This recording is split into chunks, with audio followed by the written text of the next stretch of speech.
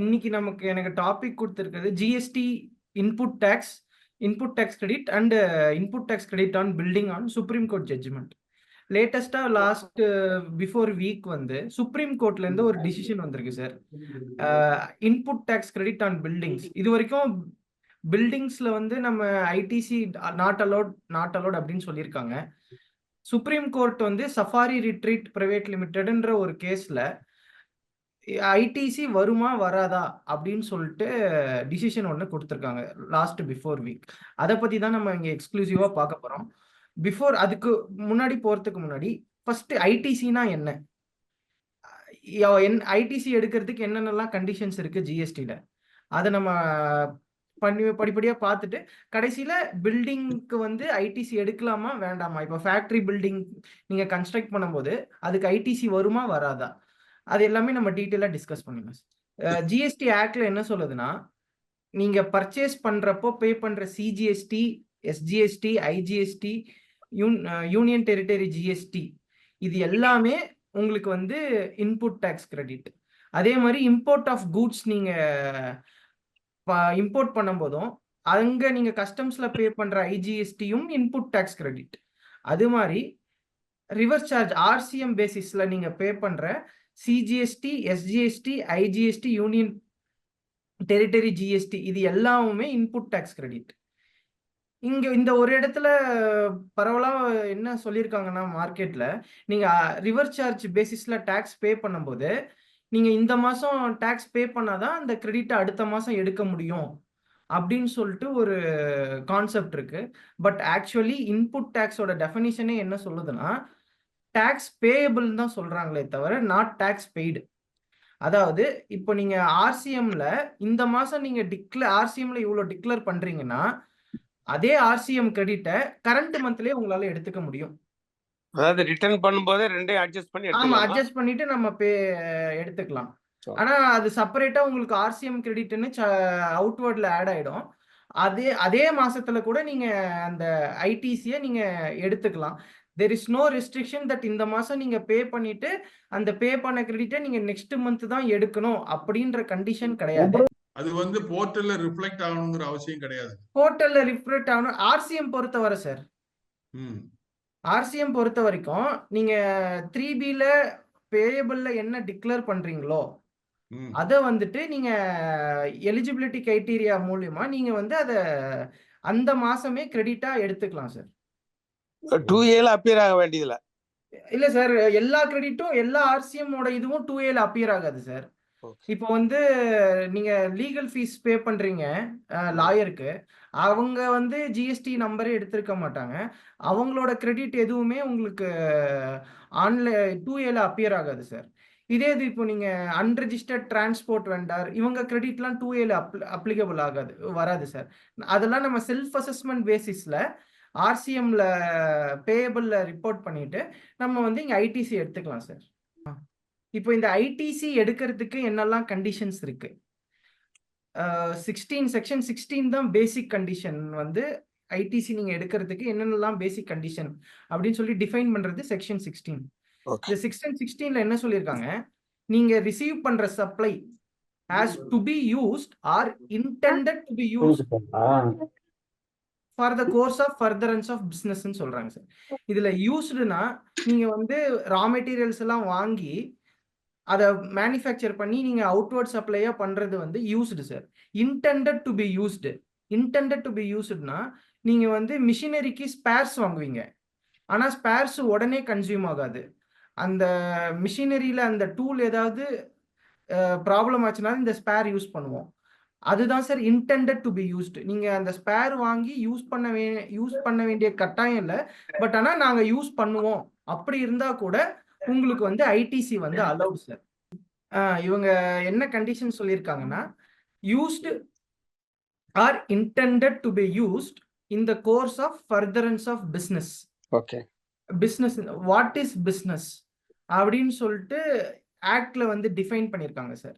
Any trade, commerce, manufacturing profession or any other similar activities or activities incidental to others, அப்புறம் supply or acquisition of goods including capital goods or services in connection to commencement or closure of business, அதுவும் business தான் sir. Closure of பிஸ்னஸ்லயும் உங்களுக்கு என்னென்ன activities பண்றீங்களோ அதுவும் business கேட்டகரியில வந்துருது. அப்புறம் provision by a club, association, society or any such body for a subscription or any other consideration for facilities or benefits to the members-உம் பிஸ்னஸ்ன்ற டெஃபினிஷன்ல கொண்டு வந்திருக்காங்க. ஃபார் எக்ஸாம்பிள், இப்போ ஒரு சொசைட்டி அவங்க மெம்பர்ஸ் கிட்ட இருந்து சப்ஸ்கிரிப்ஷன் வாங்கினாங்கன்னா அதுவும் liable for GST, subject to அந்த total income of the society does not cross 20 lakhs. First 20 lakhs வரைக்கும் அந்த சப்ஸ்கிரிப்ஷன் அமௌண்ட்டுக்கு ஜிஎஸ்டி கிடையாது. ஒன்ஸ் அந்த சப்ஸ்கிரிப்ஷன் அமௌண்ட் 20 lakhsக்கு மேல போச்சுன்னா அந்த society has to get GST registration number and members கிட்ட இருந்து வர எல்லா பெனிஃபிட்ஸ்க்கும் அந்த சப்ஸ்கிரிப்ஷனுக்கும் கன்சிடரேஷனுக்கும் ஜிஎஸ்டி அப்ளிகபிள் ஆயிடும் சார். அந்த சொசைட்டி ஏதாவது ஒரு சர்வீஸ் பண்றாங்க மெம்பருக்கு அப்படின்னா அதுக்கு ஜிஎஸ்டி பே பண்ணணும் இல்லையா? ஆமா சார், இது சர்வீஸ், அதுக்கு subject to subscription and consideration sir. Okay free சர்வீசஸ்க்கு வராது சார். ஓகே ஃப்ரீ சர்வீசஸ்க்கு வராது. Only when members provide any consideration or subscription to the society for the benefits sir. Okay sir இப்போ இப்போ நம்ம சர்வீஸ் ஆர்கனைசேஷன் வந்து society ஆக்ட்ல வருமா? இப்போ நீங்க லைக் ரோட்டரி கிளப்ஸ் அந்த மாதிரி இருக்கிறதெல்லாம்? எல்லாமே வரும் சார். ஓகே சார், இது அவங்க கன்சிடரேஷன் வாங்கி மெம்பர்ஸோட ஃபெசிலிட்டிஸ்க்காக அந்த சர்வீஸ் பண்ணாங்கன்னா sir GST applicable sir. For example, இப்போ இந்த கோர்ஸே இப்போ இந்த செஷன் இருக்குல்ல சார், கிட்கோ வந்து அவங்க மெம்பர்ஸ்க்கு எக்ஸ்க்ளூசிவா ஃப்ரீயா பண்றாங்க சார். அதனால கிட்கோக்கு மெம்பர்ஸ் கிட்ட இருந்து எந்த ஒரு கன்சிடரேஷனும் இந்த ப்ரோக்ராம்காக வரல சார். அதனால இது வந்து ஜிஎஸ்டில எக்ஸாம்ட் சார். இதுவே ஆளுக்கு ஒரு 100 rupees என்ட்ரி ஃபீ அப்படின்னு சொல்லி மெம்பர்ஸ் கிட்ட இருந்து கலெக்ட் பண்ணாங்கன்னா இந்த ப்ரோக்ராம்க்கு KITCO has to collect GST amounts. GST okay good. Then அடுத்தது வந்து admission for consideration of a person to any premises. இப்போ என்ட்ரி ஃபீஸ் எல்லாம் இருக்குல்ல சார், எக்ஸிபிஷனுக்கு அந்த என்ட்ரி ஃபீஸ் அது எல்லாத்துக்குமே ஜிஎஸ்டி அப்ளிகபிள், பிஸ்னஸ்ன்ற டெஃபினிஷனுக்குள்ள வந்துடும் sir. Services supplied by a person as a holder of an office which has been accepted by him in course or furtherance of business or trade or profession. இது ஏன் பிசினஸ்ல கொண்டு வந்திருக்காங்க சார்? இதுக்கு example என்னன்னா, director of a company holding the office of director in a company sir. As a டைரக்டரா the services provided by the director to the company is a business and subject to GST sir. Director வந்து கம்பெனிக்கு service பண்றதா?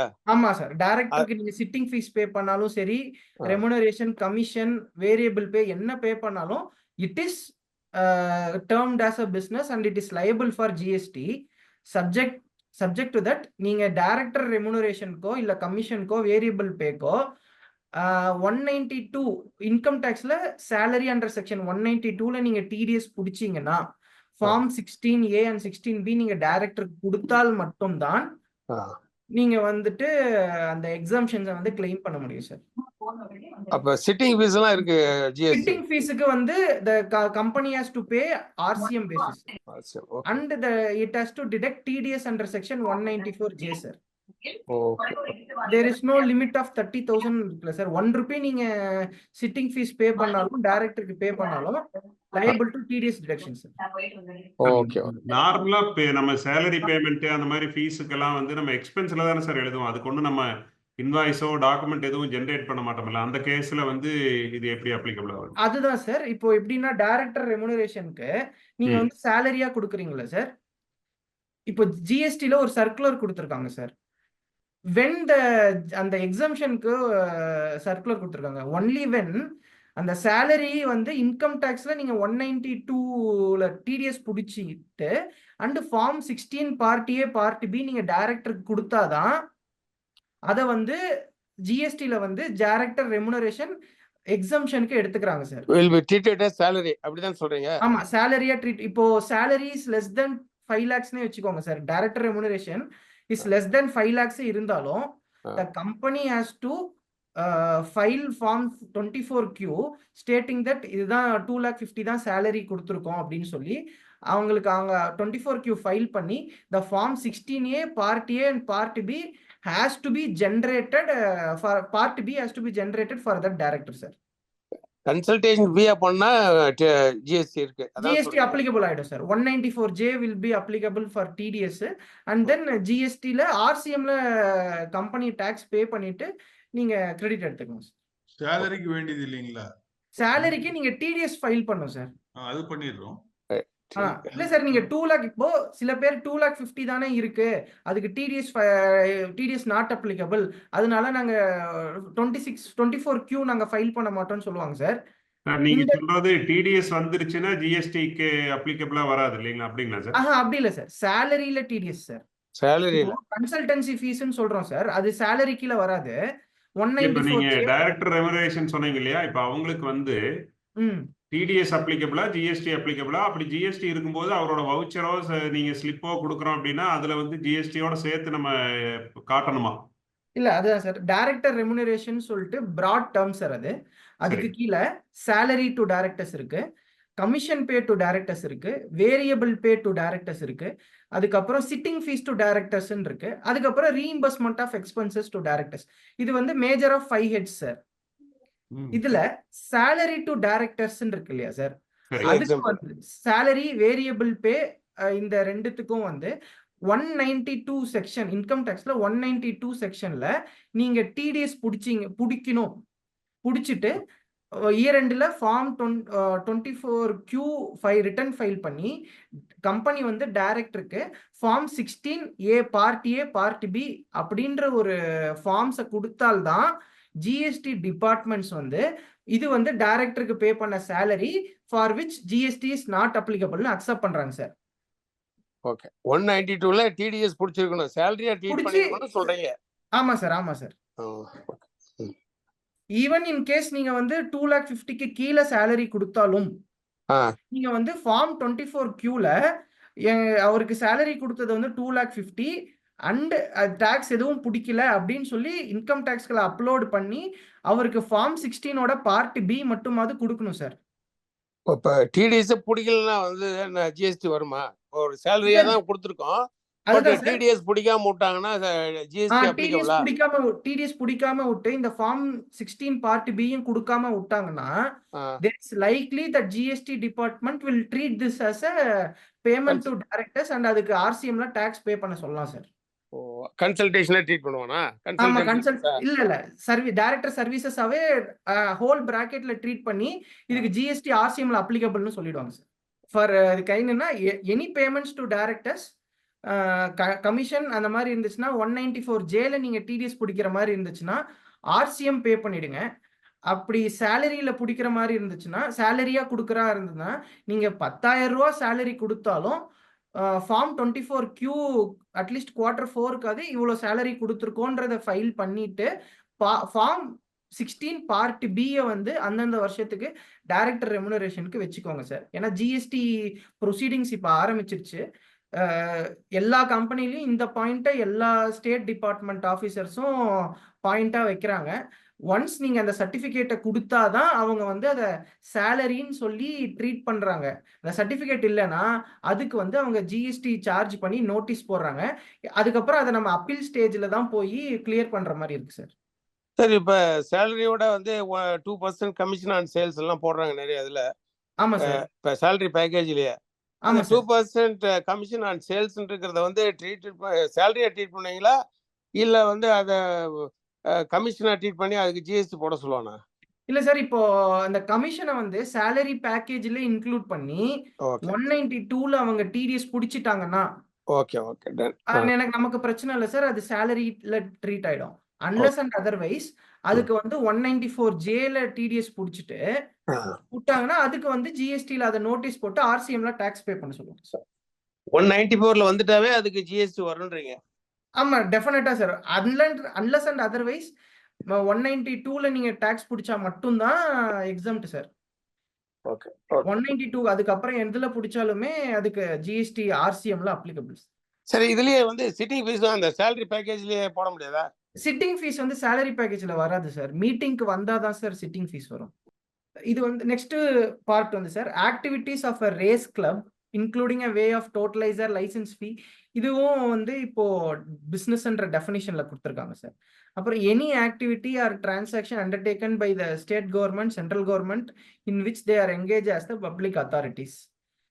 இதுவும் ரீசெண்டா business government சர்வீசஸும் பிசினஸ்ன்ற கேட்டகரியில எதுக்கு கொண்டு வந்திருக்காங்கன்னா, there are certain services that are received by the registered person, supplied by government க்கு all the registered person has to pay the tax on reverse charge basis. ஓ ஆர்சிஎம்ல பண்ணுமா? RCM இப்போ factory license for example sir, இப்போ factory license வருது. அந்த factory லைசன்ஸ்க்கு நம்ம வந்து ஆர்சிஎம்ல renewal first ரிஜிஸ்ட்ரேஷனுக்கு நமக்கு தேவையில்ல சார். ரினிவல் பண்ணும்போது ஆர்சிஎம் வருது சார். அதே மாதிரி பொல்யூஷன் கண்ட்ரோல் போர்டுக்கு பில்டிங் டாக்ஸ், பில்டிங் டாக்ஸ் வந்துட்டு லோக்கல் அத்தாரிட்டிஸ் கீழே வந்துருது சார், அது வராது சார். ஓகே ஓகே, இது வந்து பப்ளிக் இந்த முனிசிபாலிட்டி ஆக்ட்ஸ்ல இல்லாதது எல்லாத்துக்கும் வந்துருது சார். இப்போ எம்சிஏக்கு நம்ம பே பண்ற ஃபீஸ் இருக்குல்ல சார், ஆர்ஓசி ஃபீஸ், அதுக்கும் வந்து ஆர்சிஎம் அப்ளிகபிலிட்டி ஆகுது சார். ஓ எம்சிஏ பண்றது எம்சிஏக்கு பண்ற ஃபீஸ் கூட ஆர்சிஎம்ல வருது sir. But there is no proper clarity that இந்த ஆக்டிவிட்டிஸ் ரிசீவ்டு ஃப்ரம் கவர்மெண்ட்டுக்கு வருமா வராத இன்னும் கிளாரிட்டி கிடையாது சார். அந்த general reading any rates and taxes that is paid to the government, unless otherwise it's a registration charges, இது வந்து taxable under RCM ல வந்துருது சார். ரினிவல் சார்ஜஸ் எல்லாமே வந்து applicable under RCM ல வந்துருது சார். பொல்யூஷன் கண்ட்ரோல் போர்டுக்கு பே பண்ற ஃபீஸ், அப்புறம் இந்த லைசன்சிங் ஃபேக்டரி லைசன்ஸ் ஃபீஸ், இது எல்லாத்துக்குமே வந்து இப்போ வந்து government took the stand that everything is payable under RCM. Appeal ஸ்டேஜ்லயும் இதுக்கு ரிலீஃப் கிடைக்கல சார். இதுக்கு இன்னும் still waiting for the central government to give a better clarity on RCM on taxes paid to the government sir. இதெல்லாம் தான் sir business. இந்த business இந்த course of நீங்க ஏதாவது ஒரு ஆக்டிவிட்டி பண்ணியிருந்தா கூட, the materials that you purchase or services that you receive which are to be used or used in the course of furtherance of business, நீங்க தாராளமா ஐடிசி எடுத்துக்கலாம் sir. there is no restrictions. and அடுத்தது ஆக்ட்ல என்ன சொல்லிருக்காங்கன்னா, they have given some checklist stating that இதெல்லாம் நீங்க வச்சிருந்தீங்கன்னா ITC நீங்க avail பண்ணலாம். ஃபர்ஸ்ட் சார், நீங்க வந்து என்ன ப்ராடக்ட் ரிசீவ் பண்றீங்களோ ஜிஎஸ்டில இருந்து, அதோட tax invoice or debit note நீங்க கம்பல்சரியா ஒரிஜினல் மெயின்டைன் பண்ணும் சார். இப்போ பேங்க் சார்ஜஸ் வந்து உங்களுக்கு ஜிஎஸ்டி 2B வந்துடும் சார். ஆனா உங்களுக்கு மேனுவல் ஆக்சுவல் இன்வாய்ஸ் வந்துட்டு மெயிலையோ இல்ல ரெசிப்ட் ஒரிஜினலாவோ எந்த பேங்க்கும் கொடுக்கறது இல்லை. சில பேங்க்ஸ் கொடுக்குறாங்க, சில பேங்க் கொடுக்கறது இல்லை சார். இன்கேஸ் உங்ககிட்ட ஒரிஜினல் டாக்ஸ் இன்வாய்ஸ் மெயிலையோ இல்லை ஆக்சுவலா இல்லைன்னா நீங்க அந்த கிரெடிட்டை வந்து அவைல் பண்ண முடியாது சார். இன் ஃபியூச்சர் நீங்க அப்படி பேங்க் சார்ஜஸ் ஏதாவது அவைல் பண்ணியிருந்தீங்கன்னா உங்க பேங்க் கிட்ட கன்சல்ட் பண்ணிட்டு அதோட டாக்ஸ் இன்வாய்ஸஸ் வந்து வாங்கி வச்சுக்கோங்க sir. That is the first mandatory requirement. நீங்க வந்து டாக்ஸ் இன்வாய்ஸ் காட்டணும். ஏன்னா அசஸ்மெண்ட் ப்ரொசீஜர் அசஸ்மெண்ட் வரும்போது நீங்க பேங்க் இந்த ஐடிசி எல்லாம் எடுத்திருந்தீங்கன்னா இந்த டாக்ஸ் இன்வாய்ஸஸ் எல்லாம் நீங்க சப்மிட் பேங்க் சார்ஜுக்கு வந்து இன்வாய்ஸ் கொடுக்குறானா? கொடுக்குறாங்க சார். சில பேங்க் மெயில்ல அனுப்புறாங்க, சில பேங்க்ஸ் வந்து கொடுக்க மாட்டேங்கிறாங்க. பட் நம்ம கேட்கணும் சார் அவங்க கிட்ட, இந்த மாதிரி பேங்க் கொடுங்க. செகண்ட் சார், அந்த ஆக்சுவல் மெட்டீரியல் அண்ட் சர்வீசஸ் வந்து நீங்க ரிசீவ் பண்ணிருக்கணும் சார். ரெண்டாவது கண்டிஷன். ஓகே. இப்போ பில் டு ஷிப் டுன்ற ஒரு மாடல் இருக்கு சார். அதாவது பில் எனக்கு பண்ணுவாங்க, ஷிப் மெட்டீரியல்ஸ் வந்துட்டு என்னோட சப்கான்ட்ராக்டருக்கோ இல்ல தேர்ட் பார்ட்டிக்கோ என்னோட கஸ்டமருக்கோ டெலிவரி பண்ணுவாங்க. அந்த நேரத்துல இந்த receipt actual receipt of goods வந்து என்கிட்ட இருக்காது, தேர்ட் பார்ட்டி கிட்ட தான் இருக்கும். பட் ஆக்ட்ல வந்து உங்களுக்கு ஒரு டீமிங் ஃபிக்ஷன் கொடுக்குறாங்க. Only in case of bill to ship to model வரும்போது when the third party நீங்க சொல்ற தேர்ட் பார்ட்டி கிட்ட அந்த actual goods and services receive ஆயிடுச்சுன்னா தட் இஸ் டீம்டு தட் நீங்க அந்த சர்வீஸை ரிசீவ் பண்ற மாதிரி. அது பிளேஸ் ஆஃப் சப்ளை டிஸ்பியூட் வரதா? இல்ல sir, place of supply dispute வராது சார் அதுல. இப்போ வந்துட்டு ஃபார் எக்ஸாம்பிள், இப்போ 20ஆம் தேதி ஹரியானால இருந்து ஒரு மெட்டீரியல் வருது, ஆனா அது எனக்கு லேண்ட் ஆறது அடுத்த மாசம் 10ஆம் தேதி. ஆனா நான் அக்டோபர் மந்த் நான் ரிட்டர்ன் ஃபைல் பண்ணும்போது ஆஸ் ஆன் 31/10/2024 என்கிட்ட அந்த மெட்டீரியல் கிடையாது. ஆனா என்னோட 2Bல வந்து அவன் அப்லோட் பண்ணியிருப்பாங்க. நான் அந்த கிரெடிட்டை வந்து அந்த மாசம் எடுக்க முடியாது. அதை கேரி ஃபார்வர்ட் பண்ணிட்டு நான் நெக்ஸ்ட் மந்த் தான் அந்த என்னைக்கு எனக்கு ஆக்சுவலா ரிசீவ் ஆச்சோ, எந்த மந்த்ல ரிசீவ் ஆச்சோ அந்த மந்த்ல தான் நான் எடுத்துக்க முடியும். அதாவது third party bill to third பார்ட்டிக்கும் அதே தான் சார். இப்ப தேர்ட் பார்ட்டினா இப்ப எனக்கு நான் ஒரு என்னோட கஸ்டமர் என்னோட சப்கான்ட்ராக்டர் வந்து பெங்களூர்ல இருக்காரு. மெட்டீரியல் வந்து ஹரியானால இருந்து வருதுன்னா பெங்களூர்ல பில் டு எனக்கு போடுவாங்க, ஷிப் டு பெங்களூருக்கு போடுவாங்க. அப்படி அவன் பெங்களூர்ல ரிசீவ் ஆயிடுச்சுன்னு எனக்கு கன்ஃபர்மேஷன் கொடுத்துட்டான்னா that is treated as deemed receipt of goods. Okay. So அது பில் டு ஷிப் டு மாடல்ல மட்டும் தான் சார். அவன் கன்ஃபர்மேஷன் வந்ததுக்கு அப்புறம் தான் அவைல் பண்ண முடியும். ஆமா sir. Bill to ship to மாடல்ல சார். நீங்க bill to ship to model இல்லாம நீங்க பண்ணனும்னா that material has to receive at your principal place of business or additional place of business. Third வந்து சார் the supplier வந்து அந்த invoice உங்களுக்கு கொடுக்குற இன்வாய்ஸை அவரோட ஃபார்ம் GSTR 1ல அப்லோட் பண்ணிடணும் சார்.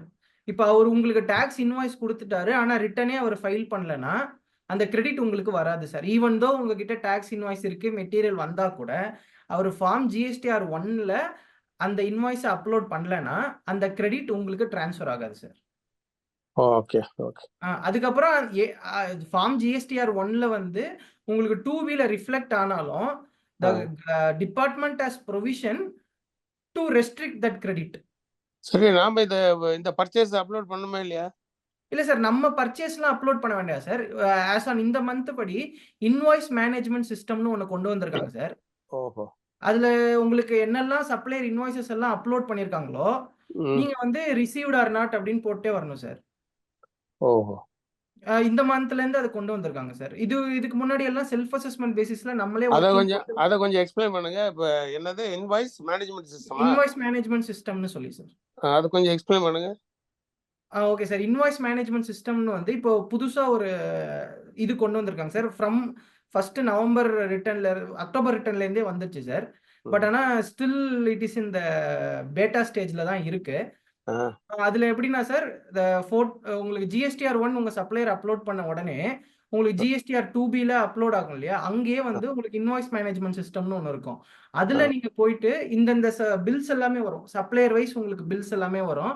இந்தந்த பில்ஸ் எல்லாம் நீங்க அந்த மாசத்துல ரிசீவ் பண்ணிருக்கீங்களா இல்லையா, இது ஆஃப் கிரெடிட்னு சொல்லி நீங்க அங்கேயே மென்ஷன் பண்ணும் சார். அது ஆட்டோவா உங்களுக்கு ITC கால்குலேட் பண்ணி கொடுக்கும் சார். சரி, IMSல அது இன் கேஸ் அந்த இது அப்பியர் ஆகல வரலனா நோன் போட்டா என்ன ஆகும்? What is the consequences? இல்ல சார், இப்போ GSTR 1 11ஆம் தேதிக்குள்ள அப்லோட் பண்ணாதான் அந்த இன்வாய்ஸ் வந்து இந்த மாசத்தோட IMSல வரும் சார். ஓஹோ. அவன் 12ஆம் தேதி அப்லோட் பண்ணாங்கன்னா அடுத்த மாசத்தோட INCல தான் வரும் சார். சோ அவன் 11th பண்ணிருக்கணும். ஒருவேளை பண்ணி IMS நம்ம எஸ்ன்னு போட்டோம்னா அது கிரெடிட் எடுத்துக்கலாம் அதுல. இல்ல சார், IMSல அவன் அப்லோட் பண்ணாதான் சார் வரும். அவன் அப்லோட் பண்ணலனா IMSல அந்த இன்வாய்ஸே காட்டாது. நம்மளா இன்வாய்ஸ் ஆட் பண்ண முடியாது சார். அவங்க அப்லோட் பண்ணதுக்கு அப்புறம் நாம ஏதாவது என்ட்ரி கொடுக்கணுங்களா? எஸ் ரிசீவ்டுன்னு போடுறோமா? இல்ல சார், இப்போ அவங்க அப்லோட் பண்ண பிறகு நம்ம SR நோ கொடுக்கணும் சார். இது வந்துச்சு வரல. ஓ, அப்ப அக்னாலஜ் பண்ணனும் அப்ப ஆன்ல போர்ட்டல்ல போய். ஆமா சார். இது எப்படின்னா சார், இது GST வந்த புதுசுல ஃபார்ம் GSTR 2ன்னு ஒரு ஃபார்ம் கொடுத்திருந்தாங்க சார். அதுல என்ன இது கொடுத்திருந்தாங்கன்னா, GSTR 1 அப்லோட் பண்ண உடனே உங்களுக்கு டியூல இதெல்லாம் சப்ளையர் அப்லோட் பண்ண இன்வாய்ஸ் அப்படின்னு ஒரு ஆப்ஷன் கொடுத்துட்டு இது அக்செப்ட் ஆர் ரிஜெக்ட் அப்படின்னு நீங்க கொடுக்கணும். அதுல இன்னொரு ஆப்ஷன் என்ன கொடுத்திருந்தாங்கன்னா, இந்த இன்வாய்ஸ் எல்லாம் சப்ளையர் கொடுத்திருக்காங்க நான் அப்லோட் பண்ணல அப்படின்ற ஒரு ஆப்ஷன் கொடுத்திருந்தாங்க சார். GSTR 2ல 2017ல அது வந்து சார் வந்து 3 மாசத்துல அதை கட் டவுன் பண்ணி அதை ரெண்டுத்தையும் எடுத்துட்டு ஃபார்ம் GSTR 3Bன்னு சொல்லி கொண்டு வந்தாங்க சார். ஆக்சுவலி ஃபார்ம் GSTR 3Bன்றது ப்ரொவிஷனல் மந்த்லி ரிட்டர்ன் மாதிரி தான் சார் இருந்துச்சு. ஆக்சுவல் ரிட்டர்ன் என்னன்னா form GSTR 1, form GSTR 2, form GSTR 3 இப்படிதான் ஃபர்ஸ்ட் ஆக்ட் இம்ப்ளிமெண்ட் பண்ணும்போது கொண்டு வந்த ரிட்டர்ன் 1, 2, 3. 1 அவுட்வர்ட் சப்ளை, 2 வந்து இன்புட் கிரெடிட், 3 இது ரெண்டையும் ரெக்கன்சைல் பண்ணி டாக்ஸ் பேமெண்ட் ஃபார்ம் இப்படிதான் கொண்டு வந்தாங்க சார்.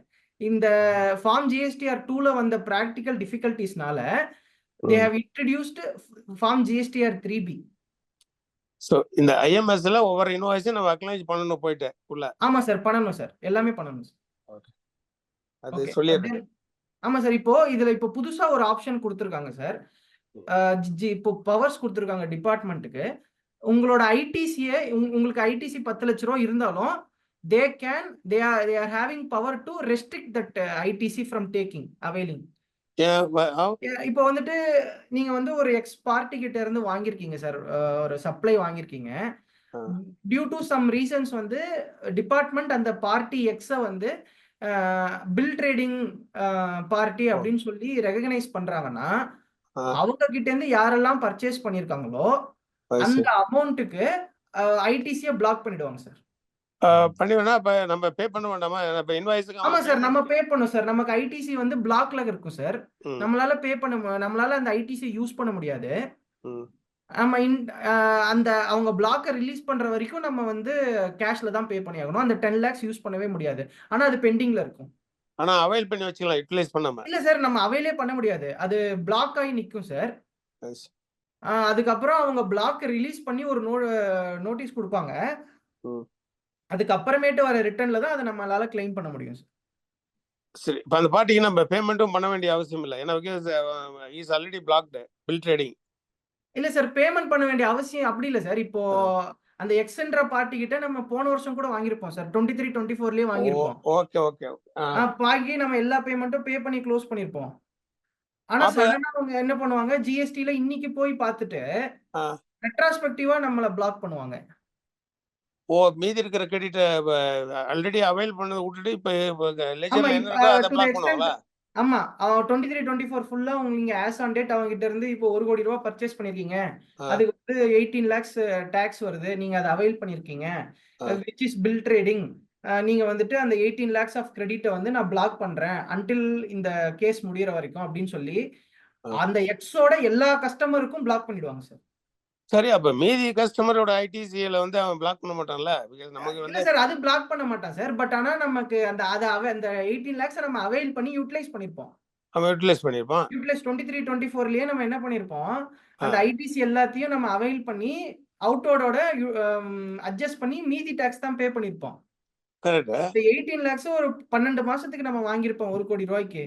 அதை மொத்தமா ஒரே மாசத்தோட கிரெடிட்ல பிளாக் பண்ணிடுவான். இப்போ உங்களுக்கு கிரெடிட் இந்த மாசத்துக்கு 3 லட்சம் தான் இருக்குன்னா, அவன் அந்த 18 லட்சம் ரூபாய் என்னைக்கு அக்யூமுலேட் ஆகிற வரைக்கும் அன்னைக்கு வரைக்கும் ஐடிசி எடுக்க முடியாது. வர ஐடிசி எல்லாத்தையும் நீங்க இது பிளாக்ல அட்ஜஸ்ட் ஆயிட்டே வரும்.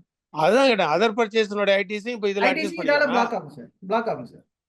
ஓஹோ, அது நம்ம மிஸ்டேக் இல்லையா? அவன் பில் ட்ரேடிங் பண்ணது எப்படி நம்ம மிஸ்டேக் இல்லையில? அது இல்ல சார், நம்ம மிஸ்டேக் இல்ல. பட் டிபார்ட்மெண்டோட அசம்ப்ஷன் என்னன்னா, அவன் ஃபுல்லாவே பில் ட்ரேடிங் தான் பண்ணிருக்கான். அது நீங்க வந்து அவங்க கிட்ட இருந்து பில்லு தான் வாங்கிருக்கீங்க, நீங்க சார் மெட்டீரியல் எதுவுமே வாங்கல. ஓ, அப்படி சொல்லணும்னா நீங்க ஈவே பில், இதுக்கு ஈவே பில் ப்ரொடியூஸ் பண்ணனும். வெய்மென்ட் இருந்துச்சுன்னா வெய்மென்ட் ப்ரொடியூஸ் பண்ணனும். அதுக்கப்புறம் பேமெண்ட் நீங்க பேங்க்ல தான் போயிருக்குன்னு சொல்லிட்டு நீங்க பேங்க்ல பேமெண்ட் பண்றத வந்து ப்ரூஃப் பண்ணணும் சார். ஓ, இதெல்லாம் ப்ரூவ் பண்ணாதான் நீ ப்ரூஃப் பண்ணாதான் இத விடுவாங்க, ரிலீஸ் பண்றாங்க சார். இது வந்து இப்போ ரொம்ப ட்ரெண்ட் இதுவா போயிட்டு இருக்கு சார் டிபார்ட்மெண்ட்ல. எப்ப இருந்து இன்ட்ரோ듀ஸ் பண்ணிருக்காங்க? இது வந்து இப்போ ரீசெண்டா இந்த இயர்ல இருந்து இந்த செக்ஷனை இம்போஸ் பண்ணிருக்காங்க சார். இது வந்து இப்போ மாசம் நிறைய பேருக்கு வந்துட்டு இருக்கு சார். யாராவது ஒரு சஸ்பெக்ட் என்ன பண்றாங்கன்னா சார், இப்போ ரிஜிஸ்டர்ட் பிளேஸ் ஆஃப் பிசினஸ்னு ஒண்ணு இருக்கு. இவங்க வந்து ஒரு லெட்டர் மாதிரியோ நோட்டீஸ் மாதிரியோ ஏதாவது ஒண்ணு அனுப்பும்போது அந்த ரிஜிஸ்டர்ட் பிளேஸ் ஆஃப் பிசினஸ்ல யாரும் இல்லாம அந்த லெட்டர் ரிட்டர்ன் ஆயிடுச்சுன்னா ஒரு பர்சன் வந்து அந்த இடத்த வந்து இன்ஸ்பெக்ட் பண்ண வராங்க.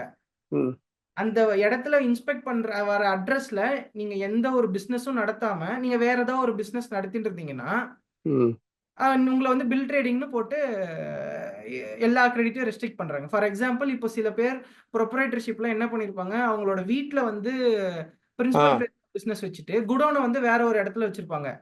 அதை ஜிஎஸ்டில ஆட் பண்ணிருக்க மாட்டாங்க அடிஷனல் பிளேஸ் ஆஃப் பிசினஸ்னு. ஆனா மெட்டீரியல் எல்லாமே ரிசீவ் பண்றது வெளியே போறது எல்லாமே from that additional place of business. அது இவங்களுக்கு தெரிய வந்து ஜிஎஸ்டி டிபார்ட்மெண்ட் வீட்டுக்கு வந்து பார்க்கும்போது இங்க டிரான்சாக்ஷனே இல்ல, கூட்ஸே இல்லைன்னு சொல்லி தேர் இஸ் நீங்க பில் ட்ரேடிங் தான் பண்றீங்க அப்படின்னு சொல்லி அவங்கள நோட்டீஸ் கொடுத்து நீங்க யாருக்கெல்லாம் சப்ளை பண்ணீங்களோ அவங்களோட கிரெடிட் எல்லாத்தையும் பிளாக் பண்றதுக்கு பவர்ஸ் இருக்கு சார். இல்ல பவர் இருக்கு. சப்போஸ் வாங்கினவர் என்ன பண்றாரு, ஐ ஹவ் ரிசீவ்ட் மெட்டீரியல் எல்லாமே இவை பில் முதற்கொண்டு பேமெண்ட் நீ சொன்ன எல்லாமே கண்டிஷன்ஸ் இருக்கு, payment was made through bank எல்லாம் ப்ரூவ் பண்ணானா அவனை பிளாக் பண்ண முடியாது இல்லையா? இல்ல சார், அது ப்ரூஃப் பண்ணும் சார். நம்ம ஒவ்வொரு இன்வாய்ஸ்க்கும் இந்த பேமெண்ட் பண்ணியிருக்கான். அவங்க அடுத்தது கேட்பாங்க, அந்த பிரெமிசஸ்ல வந்து எதுவுமே கிடையாது.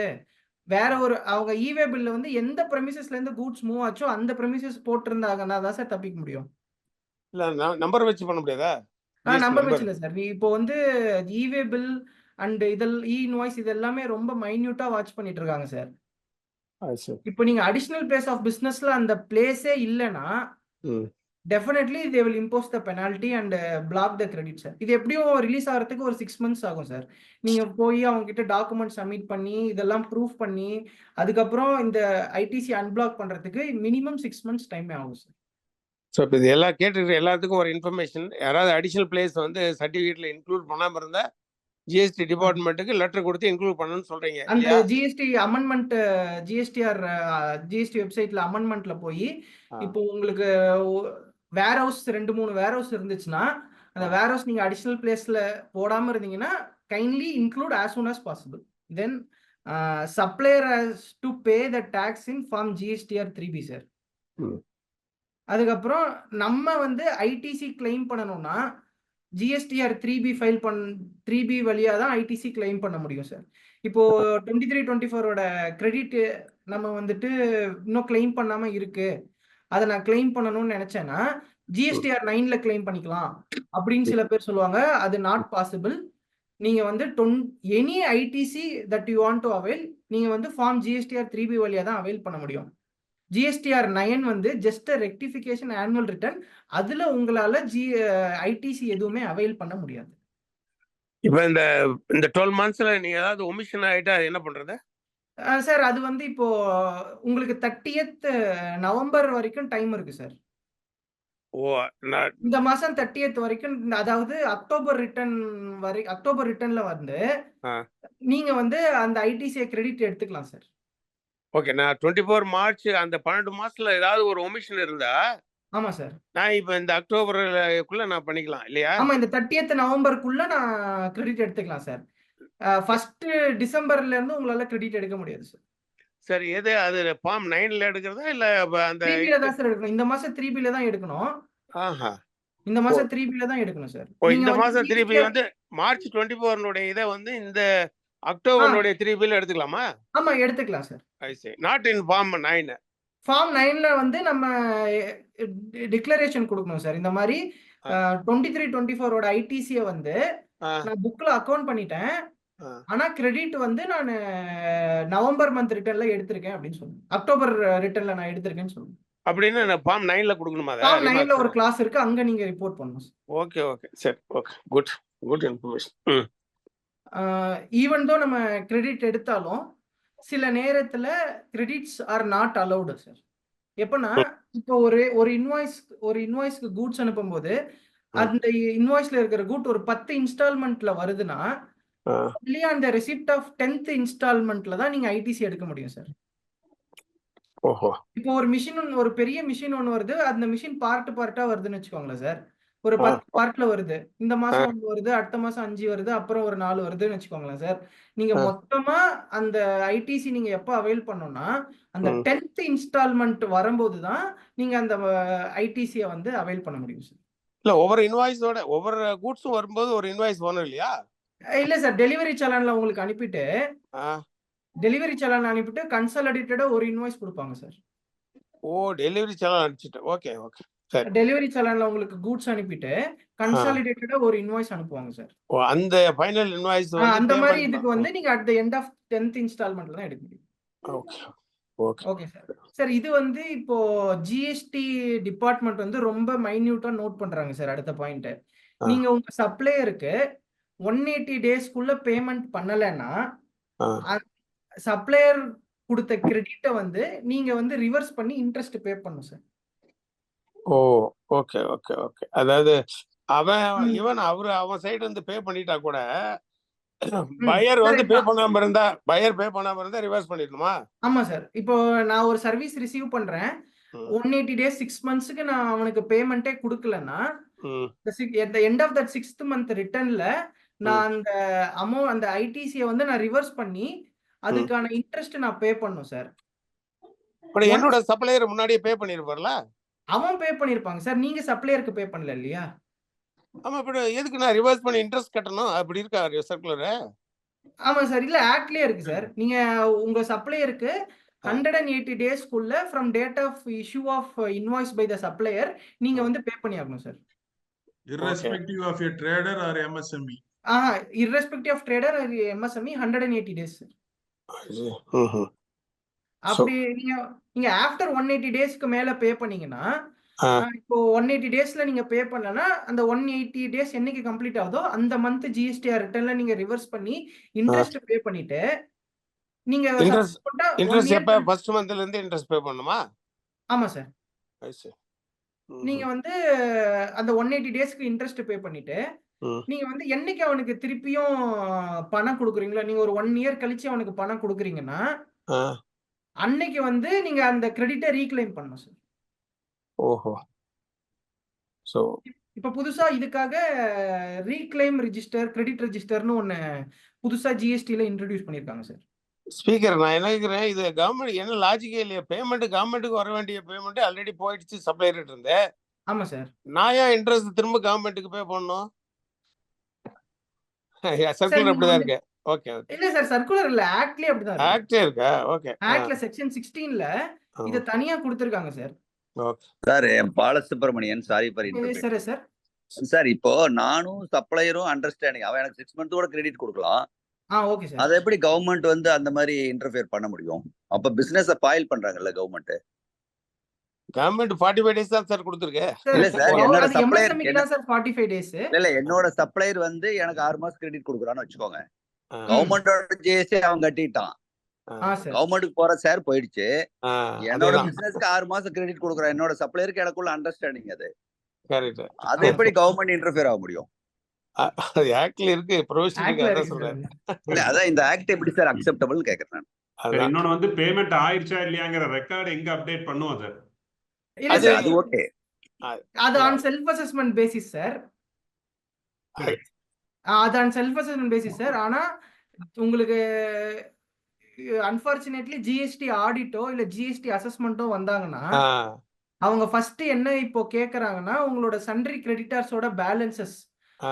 என்னைக்கு டேட் ஆஃப் இன்வாய்ஸ்ல இருந்து ரிப்போர்ட் கேக்குறாங்க சார். ஏஜ் வைஸ் கேக்குறாங்க. ஏஜிங் வைஸ் கேட்டுட்டு நீங்க என்னைக்கு உங்களுக்கு பேமெண்ட் பண்ணீங்க ஆ, அப்படின்ற விஷயம் கேக்குறாங்க சார். இன் கேஸ் இந்த 31(3) பேலன்ஸ்ல 180 டேஸ்க்கு மேல ஏதாவது இன்வாய்ஸஸ் இருந்துச்சுன்னா, ம். அதுக்கெல்லாம் மட்டும் ஐடிசி ரிவர்சல் நோட்டீஸ் கொடுக்குறாங்க சார்.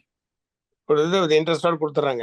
இன்ட்ரெஸ்டோட நோட்டீஸ் கொடுக்குறாங்க சார். பட் ஆனா நம்ம சப்சிக்வென்ட்டா 180 டேஸ்க்குள்ள வந்து பே பேமெண்ட் பண்ணிட்டோம் அப்படின்னு வரலன்னு நமக்கு போர்ட்டல் அப்டேட் பண்றதுக்கு ஆப்ஷன் இருக்கா? பேமெண்ட் பண்ணலன்றதுக்கு போர்ட்டல் அப்டேட் பண்றதுக்கு ஆப்ஷன் இல்ல சார். This இந்த is section the will be invoked only on self assessment basis நம்மளா பண்ணா உண்டு சார்.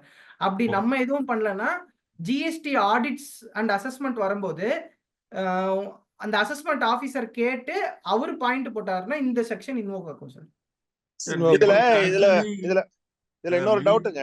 சொல்லுங்க சார். அந்த அந்த பேமெண்ட் வந்து அந்த சப்ளையருக்கு ரிவர்ஸ் ஆகிறதுக்கு வாய்ப்பு இருக்கு. அந்த ஜிஎஸ்டி அமௌண்டாவது இவனுக்கு சரி, ஃபார் எக்ஸாம்பிள் வந்து சில பேர் வந்து டிஃபால்டர்ஸா இருக்கான், பணம் வரவே இல்லை, 6 மாசம் ஆயிடுச்சு. அந்த ஜிஎஸ்டி அமௌண்டாவது அந்த சப்ளையருக்கு போய் சேருமா? ரிட்டர்ன் கொடுத்துருவாங்களா? அந்த ஜிஎஸ்டி டிபார்ட்மெண்ட்ல அவன் கிளைம் பண்ண முடியுமா? அது பண்ண முடியாது சார். நீங்க அவங்களும் பண்ணக்கூடாது. பாஸ் பண்ணி நீங்க கிரெடிட் நோட் பாஸ் பண்ணி சேல்ஸ் ரிட்டர்ன் எடுத்தா வேணா பண்ண முடியும் இல்லீங்களா? ஆமா, நீங்க கிரெடிட் நோட் வேணா பாஸ் பண்ணலாம் சார்.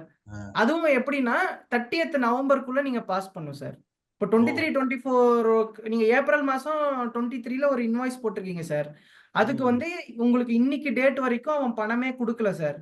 நீங்க என்ன பண்ணலாம்னா 30th நவம்பருக்கு முன்னாடி ஒரு கிரெடிட் நோட் ஒன்னு போட்டுட்டு, இவன் எனக்கு இந்த பேமெண்ட்டே கொடுக்கல, அதனால நான் ரிவர்ஸ் பண்றேன் அப்படின்னு வேணா நீங்க கிரெடிட் நோட் ஒன்னு போட்டு அந்த ஜிஎஸ்டி போர்ஷனை குறைச்சிக்கலாம் சார். சார், இது வந்து mainly to protect the interest of the MSME which are all exploited by the corporate companies and bigger companies. Maybe அதான் அதுக்காக ஆப்ஜெக்ட் தான் இத இருக்கும். வந்து மெயினா போட்டதுங்க. இப்ப 45 டேஸ் இப்ப முதல்ல ஒரு 45 டேஸ் ரூல் வந்ததுங்களா, அது இப்ப 180 டேஸா மாத்திட்டாங்களா? இல்ல இல்ல சார், சார், அது 45 டேஸ் வந்துட்டு எம்எஸ்எம்இ ஆக்ட் கீழ வருது சார். எம்எஸ்எம்இ ஆக்ட் கீழ வர்றவங்களுக்கு 45 டேஸ் 45 டேஸ். இது வந்து ஜிஎஸ்டி ஆக்ட் கீழ வருது சார். ஓகே.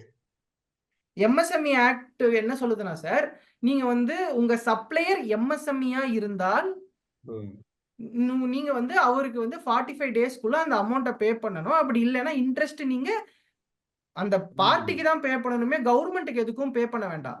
அது இன்கம் டாக்ஸ்ல வர்றது இல்ல சார், எம்எஸ்எம்இல வருது. அதான் இன்கம் எம்எஸ்எம்இ டாக்ஸ் என்ன வர்றது. சொல்லுதுன்னா, இன்கம் டாக்ஸ் என்ன சொல்லுதுன்னா, ஆஸ் ஆன் 31/3 உங்களுக்கு வந்து எம்எஸ்எம்இக்கு நீங்க கொடுக்க வேண்டிய பேலன்ஸ் ஏதாவது இருந்து நீங்க 45 டேஸ்க்கு மேல அவுட்ஸ்டாண்டிங்கா வச்சிருந்தீங்கன்னா அந்த amount will not be allowed as an expenditure for that year. நீங்க அதை எந்த வருஷம் பே பண்றீங்களோ அந்த வருஷம் அந்த எக்ஸ்பென்ஸ் அலோ பண்றேன். ஆமா, இது அது வந்து வந்து இன்கம் டாக்ஸ் சொல்லுது சார். ஆமா எம்எஸ்எம்இல வருது, இன்கம் டாக்ஸ் கீழ வருது. ஓகே. ஆமா, எம்எஸ்எம்இ ரிலேட்டட் பேமெண்ட்ஸ் எல்லாமே MSME act and income tax act கீழ வருது சார். ஆமா, இது ஜிஎஸ்டி ஆக்ட்ல என்ன சொல்லுதுன்னா sir, irrespective of you being a MSME, service vendor, trader, manufacturer, it is not considering that. You are a registered person under GST. ஒருத்தருக்கு ஒரு registered personல இருந்து இன்னொரு registered person நீங்க பில் அனுப்பிட்டீங்கன்னா 180 டேஸ்க்குள்ள நீங்க அவங்களுக்கு பேமெண்ட் கொடுக்கணும். அப்படி பேமெண்ட் கொடுக்கலன்னா 181 டேத்துக்கு என்ன ரிட்டர்ன் வருதோ அந்த ரிட்டர்ன்ல ரிவர்ஸ் பண்ணிட்டு நீங்க வந்து என்னைக்கு ரீபேமெண்ட் பண்றீங்களோ அன்னைக்கு நீங்க அந்த கிரெடிட் எடுத்துக்கோங்க அப்படின்னு சொல்றாங்க சார். அவன் கிரெடிட் உங்களுக்கு கொடுக்க மாட்டேன்னு சொல்ல, என்னைக்கு நீங்க அவனுக்கு ஃபுல்லா பேமெண்ட் பண்றீங்களோ அன்னைக்கு நீங்க கிரெடிட் எடுத்துக்கோங்க திருப்பியும். பட் இந்த மெயின் டைம் ரிவர்ஸ் பண்ணிரணும், இன்ட்ரெஸ்டோட ரிவர்ஸ் பண்ணிடணும். இப்போ இதுல ஒரு சின்ன கேஸ் கொண்டு வந்திருக்காங்க சார் ரீசெண்டா. இப்போ வந்து ஒரு கம்பெனி இப்போ ஒரு பேன் நம்பர்ல there will be 3 or 4 GST number sir. ஒரு ஜிஎஸ்டி நம்பர்ல இருந்து இன்னொரு ஜிஎஸ்டி நம்பருக்கு ஏதாவது ஒரு சப்ளை ஒண்ணு பண்ணாங்கன்னா, இப்போ லேட்டஸ்ட் வந்த நோட்டீசஸ் படி ஜிஎஸ்டி டிபார்ட்மெண்ட் அந்த இதையுமே வந்து நீங்க வந்து பேமெண்ட் பண்ணணும், பேங்க்ல மூவ்மெண்ட் நீங்க காட்டணும்னு சொல்லி நோட்டீஸ் கொடுக்குறாங்க சார். ஒரு ஸ்டேட்லயே 4 பிரான்ச் இருந்தா 4 பிரான்ச்சுக்கும் அந்த இதுல 4 நம்பர் எடுத்துக்கிறாங்களா? 4 நம்பர் எடுத்திருக்காங்க சார். அந்த 4 நம்பர்ல பிரான்ச் ஏக்கும் பிரான்ச் பியும் ஒரு சேல் பண்ணுதுன்னா பிரான்ச் பி வந்து பிரான்ச் ஏக்கு பேமெண்ட் பண்ணணும் அப்படின்னு சொல்லி புதுசா ஒரு நோட்டீஸ் எல்லாருக்கும் இஷ்யூ பண்ணிட்டு இருக்காங்க சார். புக் அட்ஜஸ்ட்மென்ட் தான் பண்ணுவோம். எப்படி அதுதான் சார். இப்போ இது வந்து அவங்க நோட்டீஸ் கொடுத்துட்டு இருக்காங்க. இதுக்கு there is a specific circular in GST stating that இந்த மாதிரி there is no payment required for transaction between distinct person சொல்லுவாங்க சார். இவங்கள ஒரே பேன்ல இருக்க ரெஜிஸ்ட்ரேஷன்ஸ் வந்து டிஸ்டின்ஸ் பர்சன் சொல்லுவாங்க. இந்த section will not be applicable for அந்த டிஸ்டின்ட் பர்சன். ஓஹோ. அப்படி ஏதாவது உங்க யாருக்காவது நோட்டீஸ் வந்துச்சுன்னா நீங்க இத கோட் பண்ணலாம். ஒரு பிரஸ் ரிலீஸ் இருக்கு where the government has clarified that there is no requirement for a distinct person to transfer a money for supply from between the distinct person.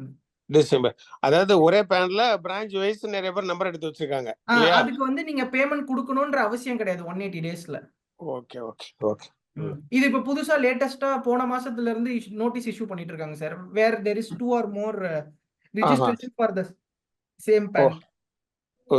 Same பேன்ல 3-4 நம்பர் இருந்தனா notice கொடுத்துட்டு இருக்காங்க sir. But ஆனா நம்ம அதை explain பண்ணா அவங்களுக்கு prove பண்ணோம் இதெல்லாம் எல்லாமே ஒரே பேங்க் அக்கவுண்ட்ல இருந்தா வருது, இது செப்பரேட் பேங்க் அக்கவுண்ட்ஸ் இல்ல, அப்படி எல்லா பேமெண்ட்டும் ஒரே பேங்க் அக்கவுண்ட் போகுதுன்னு சொல்லி நம்ம ப்ரூவ் பண்ணா they are cutting down that notice. இல்ல ஷோகாஸ் நோட்டீஸ்க்கு ரிப்ளை கொடுக்கணுமா இல்ல ஆடிட் டைமே ரிப்ளை கொடுத்தா போதுமா? சார் இது ஆடிட்லயும் வருது, ஷோகாஸ் நோட்டீஸ்லயும் கொடுக்குறாங்க. Okay okay okay. நீங்க ஷோகாஸ் ஆடிட்ல கொடுக்கலனா அந்த ஷோகாஸ் நோட்டீஸ்க்கு அப்படியே ட்ரான்ஸ்ஃபர் ஆயிடுது. நீங்க அப்ப ரிப்ளை கொடுத்தீங்கன்னா அவங்க அக்செப்ட் பண்றாங்க. ஓகே. ஏன்னா இன்னும் அவங்களுக்கு வந்து what is distance person, what is sister கன்சர்ன்ற டிஃபரன்ஷியேஷன்ஸ் தெரியல. ஆனா அதனால இந்த நோட்டீஸ் வருது. சிஸ்டர் கன்சர்ன் ரெண்டு டிஃபரண்ட் பர்சன் இல்ல, அவங்களுக்கு தெரியல. இப்போ இதுவே இது பிரான்ச்சே இல்லாம உங்க ரிலேட்டட் பார்ட்டி, அதாவது you have 2 or 3 companies, different companies with different PAN. அந்த மாதிரி இருக்கிறதுல இந்த section will get applicable. You cannot say it is a group company நம்மளால சொல்ல முடியாது. நீங்க சொல்றது holding company subsidiary company. Holding company subsidiary company வரும்போது நீங்க அந்த அமௌண்ட்டை ட்ரான்ஸ்ஃபர் பண்ணி தான் ஆகணும். ஓகே, அது right. Okay. Distinct persons within the same பேனுக்கு இந்த எக்ஸம்ஷன் இருக்கு. ரிலேட்டட் பார்ட்டிஸ்க்கு இந்த எக்ஸம்ஷன் இல்ல. Where the registration with between 3 or more PAN. So distinct பர்சன்ல ஹோல்டிங் கம்பெனி சப்சிடி 100% சப்சிடி இருந்தா கூட வராதா? சார் அது டிஸ்டிங்க்ட் பர்சன் டெஃபினிஷன்ல வராது சார். அது ரிலேட்டட் பர்சன்ஸ்ல போயிடும். ஓ 100% சப்சிடினா கூட 100% சப்சிடி இருந்தா கூட PAN நம்பர் வேற இல்ல sir. Okay okay. Book adjustment அங்க வராது. நீங்க பேமெண்ட் தான் பண்ணி ஆகணும். பிளஸ் இந்த ரிஜிஸ்டர்ட் பர்சன்ஸ் மேடம் இன்னும் அங்க ஒரு பாயிண்ட் இருக்கு. 30th November of the next year வந்து last date sir. Or furnishing of annual return which ever is earlier. இப்போ நீங்க 23-24 கிரெடிட்டை 30th November தான் சார் எடுக்க முடியும். ஆர் அதுக்கு இல்லை, அப்படி இல்லைன்னா ஆனுவல் ரிட்டர்ன் ஃபர்னிஷ் பண்றதுக்கு முன்னாடி. உங்களுக்கு ஆனுவல் ரிட்டர்ன் வந்து 20th of October ஓப்பன் ஆயிடுச்சு சார். நீங்க வந்து ஆனுவல் ரிட்டர்ன் 20th நீங்க ஃபைல் பண்ணிட்டீங்க. ஆனா அந்த கிரெடிட்டை நீங்க எடுக்கல, பேலன்ஸ் இருக்கிற கிரெடிட்டை எடுக்கலன்னா உங்களால 30th கிளைம் பண்ண முடியாது. நீங்க வந்து இந்த கிரெடிட்டை வந்து ஆனுவல் ரிட்டர்னுக்கு முன்னாடி நீங்க கிளைம் பண்ணிருக்கீங்க. சப்போஸ் ஆனுவல் ரிட்டர்ன் ஃபைல் பண்ணது டேட் எக்ஸ்ட் பண்ணி டிசம்பர் வரலாம் கொடுத்தா நீங்க அடுத்த மாசம் பண்ணிக்கலாம். Sir 30th November last date. Okay sir இப்போ ஆனுவல் ரிட்டர்ன் ஃபைல் பண்ற டேட் வந்து 31st December. Okay. Annual return file பண்ண வேண்டிய டேட் வந்து 31st December. Okay 30th November last date to take ITC. நீங்க வந்து 31st October எனக்கு எல்லா டேட்டாவும் இருக்கு, நான் ஆனுவல் ரிட்டர்ன் ஃபைல் பண்றேன், GSTR 9 நீங்க ஃபைல் பண்ணிட்டீங்கன்னா நீங்க அதுக்கப்புறம் வந்து எனக்கு கிரெடிட் மிஸ் ஆயிடுச்சு நான் எடுக்கல அப்படின்னு நீங்க நினைச்சீங்கன்னா அந்த கிரெடிட் உங்களால எடுக்க முடியாது, அது லாப்ஸ் ஆயிடும். இல்ல இப்ப 30th வந்து இப்ப டிசம்பர் 11th ஃபைல் பண்ணையில எடுத்தா போதுமா, இல்ல 30th முன்னாடி நவம்பருக்கு முன்னாடி எடுக்கணுமா? இல்ல சார், நீங்க ஆனுவல் ரிட்டர்ன் ஃபைல் பண்றதுக்கு முன்னாடி எடுக்கணும் சார். ஓகே. அப்ப வந்து ஓகே ஆனுவல் ரிட்டர்ன் ஃபைல் பண்றதுக்கு முன்னாடி or 30th November which ever is earlier. Sir அடுத்தது இந்த செக்ஷன் 17 தான் இப்போ talk of the hour sir. Blocked credit and common credit ரிவர்சல்ஸ்னு சொல்லுவாங்க சார். இப்போ காமன் கிரெடிட் ரிவர்சல்ஸ்னா ஒரு பிசினஸ்ல இப்போ ப்ரொப்ரைட்டரி பார்ட்னர்ஷிப் பிசினஸ்லாம் இருக்கும்போது இந்த அவங்க ப்ரொப்ரைட்டர்லாம் என்ன பண்ணுவாங்க, ஒரு ஜிஎஸ்டி வீட்டுக்கு ஏதாவது ஒரு பொருள் வாங்கினா கூட சரி ஜிஎஸ்டி பில்லு போட்டு வாங்கிடலாம் அப்படின்னு சொல்லி ஒரு மிக்சி, கிரைண்டரோ, வாஷிங் மிஷினோ அதையும் ஜிஎஸ்டி பில் போட்டு வாங்கி பிசினஸ்ல கிளைம் பண்ணிடுவாங்க. இதெல்லாம் வந்து பர்சனல் எக்ஸ்பென்சஸ்ன்னு சொல்லி ட்ரீட் பண்ணி அதுக்கு நம்ம ஐடிசி எடுக்கக்கூடாது சார். அது ஐடிசி ரிவர்ஸ் தான் பண்ணணும். எப்படி தெரியும் பர்சனல் சொல்லிட்டு? கம்பெனில வந்து காபி மிஷின் வாங்குறோம் எம்ப்ளாயிக்கு காபி போடுறதுக்கு. ஸோ அது எப்படி பர்சனல்ல அவன் எப்படி ட்ரீட் பண்ண முடியும்? அது நம்ம ப்ரூஃப் பண்ணும் சார். அவன் அசஸ்மெண்ட் வரும்போது அவன் வந்து அவன் கிட்ட ஒரு லிஸ்ட் ஆஃப் வெண்டர்ஸ் வச்சிருக்காங்க சார். இப்போ ஜிஎஸ்டில இந்த ட்ரேடிங் பண்றாங்கல்ல சார், அவங்க HSN கோட் பேஸ் பண்ணி ஒரு லிஸ்ட் ஆஃப் வெண்டர் லிஸ்ட் வச்சிருக்காங்க சார். இவங்க யாருக்கெல்லாம் இவங்க கஸ்டமர் பண்ணி யாரெல்லாம் ஐடிசி எடுத்திருக்காங்கன்னு பாக்குறாங்க சார். பார்த்துட்டு நீங்க அதோட இன்வாய்ஸ் கொடுங்க, இல்லைன்னா இது வந்து நாங்க வந்து ரிவர்சல் நோட்டீஸ் கொடுப்போம்னு சொல்லி ரிவர்சல் நோட்டீஸ் கொடுக்குறாங்க. யாருக்கு? ட்ரேடருக்கா இல்ல பையருக்கா? இது பையருக்கு. ஓஹோ சரி. அப்படி கொடுக்கும்போது இந்த ஜிஎஸ்டி டிபார்ட்மெண்ட் நம்ம ரிப்ளை பண்ணும்போது அந்த இன்வாய்ஸஸ் எல்லாம் அட்டாச் பண்ணா அப்ப அவங்க கேக்குறாங்க, இந்த வாஷிங் மிஷின் எங்க இருக்கு, கம்பெனில இருக்கா இல்லையா, எதுக்காக செக் பண்றீங்க? அப்ப அவங்க கம்பெனில வந்து செக் பண்றதுக்கும் ப்ரொவிஷன் இருக்கு ஆடிட் அப்போ. ஓஹோ. அப்ப பாக்கும்போது அந்த வாஷிங் மிஷின் அங்க இல்ல அப்படின்னா நீங்க இது பர்சனல்கா வாங்கிருக்கீங்க, சோ தட் நீங்க இதை ரிவர்ஸ் பண்ணணும் அப்படின்னு சொல்லி. இது வந்து ஒண்ணு நம்ம செல்ஃப் அசஸ்மெண்ட் பேசிஸ்ல பண்ணோம் சார். அப்படி நம்ம பண்ணலன்னா நோட்டீஸ் அண்ட் அசஸ்மெண்ட் பேசிஸ்ல அவங்க இன்வோக் பண்ணுவாங்க. அவங்க இன்வோக் பண்ண வரும்போது they can go and physically see whether it is available or not. ஓ இந்த பர்சனல் கூட்ஸ் எல்லாம் இப்ப வெரிஃபை பண்றாங்களா?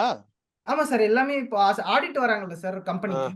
Okay okay. 65ல ஆடிட் நோட்டீஸ் கொடுக்கும்போது they have permission to enter your premises. அதே மாதிரி இன்ஸ்பெக்ஷன் வரும்போதும் உங்களோட இன்ஸ்பெக்டிங் ரைடு வரும்போதும் they can come and see whether இந்த பில்லுக்கான அசெட் நீங்க கம்பெனில இருக்கா இல்லையா, இல்ல பர்சனலா வாங்கிருக்கீங்களான்னு செக் பண்றாங்க.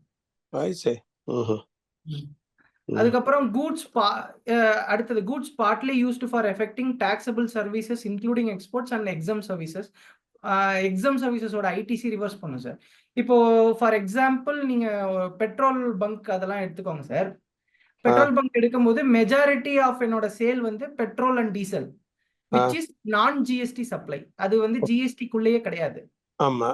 அதுக்கப்புறம் எனக்கு டிரான்ஸ்போர்ட் ஒன்று வருது, கம்பெனில இருந்து. அது வந்து ரிவர்ஸ் சார்ஜ்ல கம்பெனி பே பண்ணிடும் டாக்ஸ். ம் எனக்கு வந்து டாக்ஸபிள் சர்வீசஸ்ன்னு பாத்தீங்கன்னா, ம் நான் எனக்கு ரெண்ட் ஏதாவது வந்துச்சுன்னா ரெண்ட் வரும். அப்படி இல்லைன்னா ஆயில் சேல் ஏதாவது இருந்துச்சுன்னா ஆயில் சேல் வரும். ஓ இந்த பங்க்ல இருக்கிறவங்களுக்கு. பங்க்ல ஓகே. இருக்கிறதுக்கு. ஆ. இது வந்து பெருனா உங்களுக்கு வெறும் டாக்ஸபிள் சர்ப்ரைஸ் என்னன்னா ரெண்ட் அண்ட் ஆயில் சேல். மத்த எல்லாமே வந்து எக்ஸம்ட் ஃப்ரம் ஜிஎஸ்டி. அது 20 lakhs இது இல்லையா, சீலிங் இல்லையா? அதெல்லாம் எதுவும் இல்ல சார். சார் நீங்க வந்து ஆ. நீங்க வந்து அக்ரிகேட் டர்ன் ஓவர் பார்க்கும்போது எக்ஸாம் சப்ளையும் இன்க்ளூட் பண்ணி தான் நீங்க ரெஜிஸ்ட்ரேஷனுக்கு பாக்குறீங்க. அப்போ 1 ரூபினாலும் யூ ஹேவ் டு பே அப்படின்ற. ஆமா சார். இப்போ நீங்க பெட்ரோல் டீசல்லாம் வாங்கும்போது நீங்க வந்து இனிஷியலாவே ஜிஎஸ்டி இருந்து தான் பண்ண முடியும். ஏன்னா உங்களுக்கு 40 lakhs வரைக்கும் லிமிட் இருக்கு. உங்களுக்கு பெட்ரோல் டீசல்லே 40 lakhs போயிடுமே சார். அப்படி வரும்போது இப்போ நீங்க ஆடிட்டர் ஃபீஸ் பே பண்றீங்க, பேங்க் சார்ஜஸ் பே பண்றீங்க, பிஓஎஸ் சார்ஜஸ் எல்லாம் பே பண்றீங்க. அதுக்கப்புறம் அந்த லைசென்ஸ் ஃபீ ரெக்கவரியும் இதுக்கு பே பண்றீங்க. பேர் என்ன, கார்பரேஷனுக்கு. இதெல்லாமே வந்து உங்களுக்கு ஐடிசின்னு சொல்லி வந்துரும். இதெல்லாம் ஆர்சிஎம்ல பே பண்ணுமா? இல்ல சார், இதெல்லாம் உங்களுக்கு நீங்க பர்ச்சேஸ் பண்ணுவீங்க சார். ஆர்சிஎம் வராது சார், ஃபார்வர்ட் சார்ஜ் தான். இது எல்லாமே உங்களுக்கு கிரெடிட்னு சொல்லி வரும். ஆனா இந்த கிரெடிட்டை நீங்க என்ன பண்ணணும்னா எக்ஸாம் சப்ளைக்கு இவ்வளோ, டாக்ஸபிள் சப்ளை இவ்வளோன்னு சொல்லி பிரிச்சு கொடுக்கணும். ஓஹோ.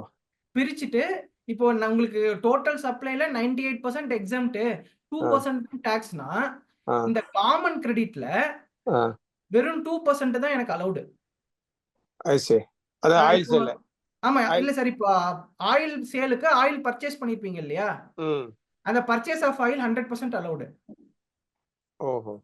ஆனா இப்போ ஆடிட்டர் ஃபீஸ் பே பண்றீங்க இல்லையா, மொத்தமா ஒரு பங்குக்கு தானே ஆடிட்டர் ஃபீஸ் பே பண்றீங்க. அப்போ வரும்போது நீங்க வந்து அதை டிவைட் பண்ணணும். ஓகே. எக்ஸாம்ட்டுக்கு இவ்வளோ, 98% எக்ஸாம் சப்ளைக்கு 2% இந்த சப்ளை டாக்ஸபிள் சப்ளைஸ் சொல்லிட்டு 18,000 ரூபா உங்களுக்கு ஆடிட்டர் பில் வருதுன்னா, அந்த பில்லுல ஜிஎஸ்டி 18 வருதுன்னா 98% நீங்க ரிவர்ஸ் பண்ணணும், 2% தான் அவைல் பண்ண முடியும். அப்ப என்ன அட்வைஸ்னா இதுக்கெல்லாம் ஐடிசி எடுக்காம இருக்கிறதே பெட்டரா இருக்கு. இல்ல சார், நீங்க ஐடிசி அவைல் பண்ணிட்டு ரிவர்ஸ் பண்ணணும் சார். அவைல் பண்ணிட்டு ரிவர்ஸ் பண்ணிடலாமா? அவைல் பண்ணிட்டு ரிவர்ஸ் பண்ணணும். எதுவுமே ஐடிசி அவைல் பண்ணாம இருக்காதீங்க சார். 2Bல என்ன வருதோ அதை ஸ்டாண்டர்டா எடுத்துட்டு அது வருமா வராதான்ற கண்டிஷன்ல நம்ம ரிவர்ஸ் பண்றது தான் சார் இது. ஏன்னா ஒன்ஸ் அந்த ஐடிசி நீங்க அவைல் பண்ணாம விட்டுட்டு டேட் எக்ஸ்பைரி ஆயிடுச்சுன்னா நீங்க கடைசி வரைக்கும் அந்த கிரெடிட்டை கிளைம் பண்ணவே முடியாது. ஒன்ஸ் நீங்க அதெல்லாம் அவைல் பண்ணிட்டு கன்ஃபார்ம் ஆனது 17.5ல ரிவர்ஸ் பண்ணிட்டு, அப்படி கன்ஃபார்ம் ஆகாத கிரெடிட்லாம் அதர்ஸ்னு ஒரு ஸ்டேட்மெண்ட் இருக்கு, அதுல ரிவர்ஸ் பண்ணிட்டீங்கன்னா அதெல்லாம் will be termed as reclaimable credit.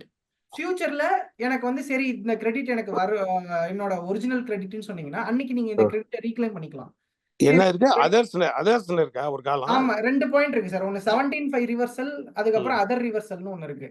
Other ரிவர்சல்ஸ்ல நீங்க ஜிஎஸ்டி 3Bல ஃபைல் பண்ணும்போது அதுல ஃபிகர் போட்டீங்கன்னா அது ஸ்ட்ரைட்டா ரீக்ளைமபிள் கிரெடிட் லெட்ஜர்ல போய் உட்காந்துரும்.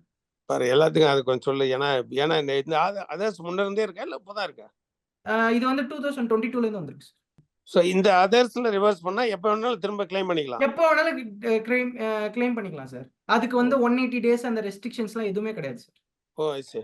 ஃபர்ஸ்ட் டைம் கிளைம் பண்ணும்போது தான் நமக்கு அந்த 30th நவம்பர் ரெஸ்ட்ரிக்ஷன் உண்டு சார். சரி. யாருக்கா டவுட் இருந்தா இல்ல இதுல யாருக்கா டவுட் இருந்தா கேளு. ஏன்னா இது இம்பார்ட்டண்டா சொல்றேன். ஏன்னா இது எப்ப வேணா கிளைம் பண்ண, டைம் லிமிட் இல்லைன்னு சொல்றீங்க. இது யாருக்கா டவுட் இருந்தா கேட்டுங்க. Okay sir. சார் யாருக்காவது இதுல டவுட் இருக்கா சார்? நீங்க சொல்லுங்க சார். சார் நான் எனக்கு ஒரு சின்ன டவுட். சுரேஷ் பேசுறேன். சொல்லுங்க சார். இப்ப இந்த 2Bல நம்ம கிரெடிட் எடுக்கிறோம்ல, 2Bல என்ன வரும் அதை வச்சு தான் நம்ம ஜிஎஸ்டி பாஸ் பண்ணிட்டு இருக்கோம். நிறைய பேர் அப்படிதான் பண்றாங்க. ஓகேங்களா? அது அப்படியே பண்ணா ஓகே தானே? இல்ல அதுல ஏதாவது ரிவர்சல் ஏதாவது? சார் இப்போ 2Bல உங்களுக்கு ஒரு 100 இன்வாய்ஸ் வருதுன்னு வச்சுக்கோங்க சார். 100 இன்வாய்ஸ்ல 90 இன்வாய்ஸஸ் வந்து எலிஜிபிள் கிரெடிட். ஓகே. ஓகேவா? 5 இன்வாய்ஸ் வந்து ineligible credit. Okay okay. 5 invoice வந்து எனக்கு மெட்டீரியல் இந்த மாசம் வரல, ஆனா அடுத்த மாசம் வந்திருக்கு. ஓகேவா? ஆனா நான் இப்போ ஜிஎஸ்டிஆர் 2B பண்ணும்போது என்ன பண்ணுவேன்னா ஆல் அதர் ஐடிசின்ற வர இடத்துல நான் வந்து அந்த 100 இன்வாய்ஸோட கிரெடிட்டும் போடுவேன். ஓகே. ஓகேவா? அதுக்கப்புறம் 17.5 ரிவர்சல் வருது இல்லையா? ஆமா.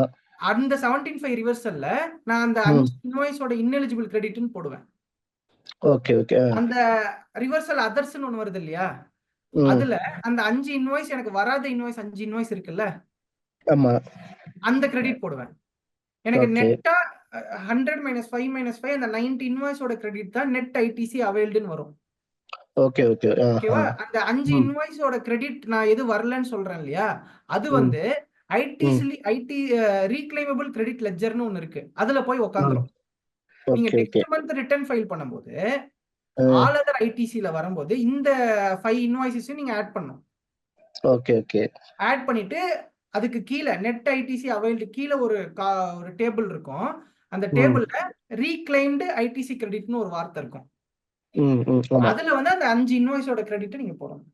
அது ஆட்டோ ஓகே. பாப் ஆகுமா இல்ல நாம தான் பண்ணுமா? இல்ல சார், நம்ம தான் ஃபில் பண்ணணும் சார். ஓஹோ.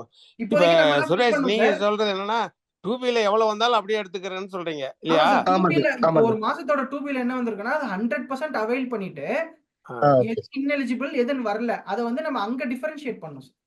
Okay okay okay. ம். அப்புறம் இன்னொன்னு, இப்ப நீங்க சொன்னீங்கல்ல ஆடி ஃபீஸ், ஆ இது வந்து பெட்ரோலியம் ப்ராடக்ட் பஸ் பேசிங்களா, ஆயில் டீசல் ஆமா பெட்ரோலுக்கு ஆமா. ஆ. இதுக்கு மட்டும்தானா இல்ல எல்லாத்துக்குமே அப்படி பண்ணணுமா? இல்ல இல்ல ஃபார் எல்லாத்துக்குமே எக்ஸாம்பிள் எனக்கு கிடையாது. உங்களுக்கு இப்போ நீங்க பண்ற சப்ளைல டாக்ஸபிள் சப்ளையும் இருந்துட்டு எக்ஸாம்ட் சப்ளையும் இருந்துச்சுன்னா மட்டும்தான் இது அப்ளிகபிள் ஆகும். நீங்க ஓகே பண்றது ஓகே 100% டாக்ஸபிள்னா வரவே இந்த கொஸ்டினே வராது. காமன் கிரெடிட் ரிவர்சலே வராது. Okay okay. இப்போ நீங்க பண்ற இதுல வந்து ம். போத் டாக்ஸபிளும் இருக்கு, எக்ஸாம் சர்வீஸும் இருந்துச்சுன்னா உங்களுக்கு வரும். Okay okay. எனக்கு எல்லாமே இதுதான். சரி, இப்போ ஒண்ணு நீங்க ஒரு சர்வீஸ் ஒண்ணு பிசினஸ் பண்றீங்க. ம். அதுலயே வந்து உங்க சொல்லு. இப்போ ஒரு பிசினஸ் நீங்க பண்றீங்க. அதுலயே வந்து நீங்க ஃப்ரைட்டும் ஒரு போர்ஷனா டிரான்ஸ்போர்ட் பிசினஸும் சேர்த்து பண்றீங்கன்னா, ஆ. உங்க டிரான்ஸ்போர்ட் பிசினஸோட கிரெடிட் எதுவுமே உங்களுக்கு அவைலபிள் வராது. பிளஸ் ம். இந்த காமன் கிரெடிட்டும் வந்து டு தி எக்ஸ்டென்ட் ஆஃப் அந்த டிரான்ஸ்போர்ட் பிசினஸோட இன்கம்ல வந்து ரெடியூஸ் பண்ணி தான் நீங்க அவைல் பண்ண முடியும். ஆஹா. அதாவது இப்ப ஒருத்தரே அதாவது டிரான்ஸ்போர்ட் அடிஷனலா பண்ற கேஸ்ல சொல்ற நீ இல்லீங்களா? ஆமா சார். யாருக்கெல்லாம் டாக்ஸபிள் பிளஸ் எக்ஸாம்ட் ரெண்டுமே இருக்கோ, ஆ. உங்களுக்கு 100% எல்லாமே டாக்ஸபிள்னா ப்ராப்ளமே கிடையாது ஒரு சார். டிரான்ஸ்போர்ட்னா அவங்க ஆர்சிஎம்ல பண்ணிடுவாங்க. அவங்க யார் அவைல் பண்றாங்களோ அவங்க. கம்பெனி ஆர்சிஎம் பண்ணிடுவாங்க. நீங்க எதுவும் அவுட்புட்ல எதுவும் பே பண்ண மாட்டீங்க இல்லையா? Okay okay. அதனால நீங்க இன்புட் ரிவர்ஸ் பண்ணணும். அப்புறம் பேங்க்குக்கெல்லாம் ஒரு ஆப்ஷன் இருக்கு சார். இந்த மாதிரி ப்ரொபோர்ஷனேட் பேசிஸ்ல அவங்க ரிவர்ஸ் பண்ணலாம். ஆர்எல்ஸ் அவங்க டோட்டல் கிரெடிட்ல 50% அவைல் பண்ணிக்கலாம், 50% ரிவர்ஸ் பண்ணிக்கலாம். யாரு பேங்கா? பேங்க்குக்கு மட்டும் sir. Bank and financial institutions. Okay okay. நமக்கு அது இல்ல. Okay. Okay sir. Madam next madam. Sir இப்போதான் சார் இந்த பிளாக்டு கிரெடிட் இவ்வளவு நேரம் நம்ம பார்த்தது common credit ITC reversal sir. இது வந்து பிளாக்டு கிரெடிட் சார்.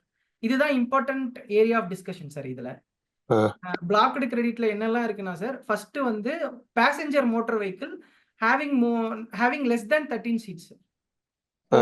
கார்லாம் வாங்குறோம் இல்லையா, அதெல்லாம் இந்த கேட்டகரியில வரும் சார். இதுக்கு எதுக்குமே ஐடிசி கிடையாது. எக்ஸப்ட் நீங்க வந்து கார் டீலரா இருந்தா,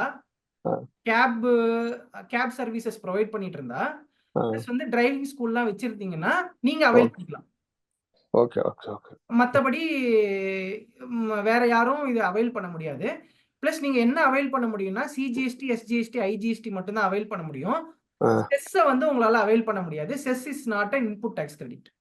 இல்ல இப்ப வந்து கம்பெனி இப்ப கார் வாங்கிட்டு நம்ம ஃபர்ஸ்ட் எம்ப்ளாயிஸ் டிரான்ஸ்போர்ட் பண்றாங்கன்னா அவங்க அவைல் பண்ணலாமா? இதுலயே பார்த்திருப்போம். செஸ் டாக்ஸ் கிரெடிட்டோட டெஃபினிஷன்லயே கிடையாது. நீங்க வந்து டிரைவிங் ஸ்கூல் வச்சிருந்தீங்கனாலோ இல்ல கார் டீலரா இருந்தா கூட செஸ் வந்து is not eligible for ITC. ஓஹோ சரி. அதர் தென் செஸ் அவங்களுக்கு எலிஜிபிலிட்டி இருக்கு. ஆமா சார். இப்ப இல்ல ஒரு கார் வாங்கிட்டு நான் எம்ப்ளாயி டிரான்ஸ்போர்ட் பண்றதுக்கு யூஸ் பண்ணா அலோடா? கார் வாங்கிட்டு இல்ல சார். இப்போ நீங்க கார் வாங்கிட்டு நீங்க அந்த சர்வீசஸ் ப்ரொவைட் பண்ணணும். Transportation of passenger service provide பண்ணணும் சார். எம்ப்ளாயி நீங்க தான் சார். உங்க எம்ப்ளாய்க்கு நீங்க பண்ணீங்கன்னா not allowed sir. Okay okay. நீங்க வந்து இந்த பிசினஸ் ப்ரொவைட் பண்ணணும். பேசஞ்சர் டிரான்ஸ்போர்ட்டேஷன் பிசினஸ் பண்ணீங்கன்னா உங்களுக்கு அலோட். Okay okay.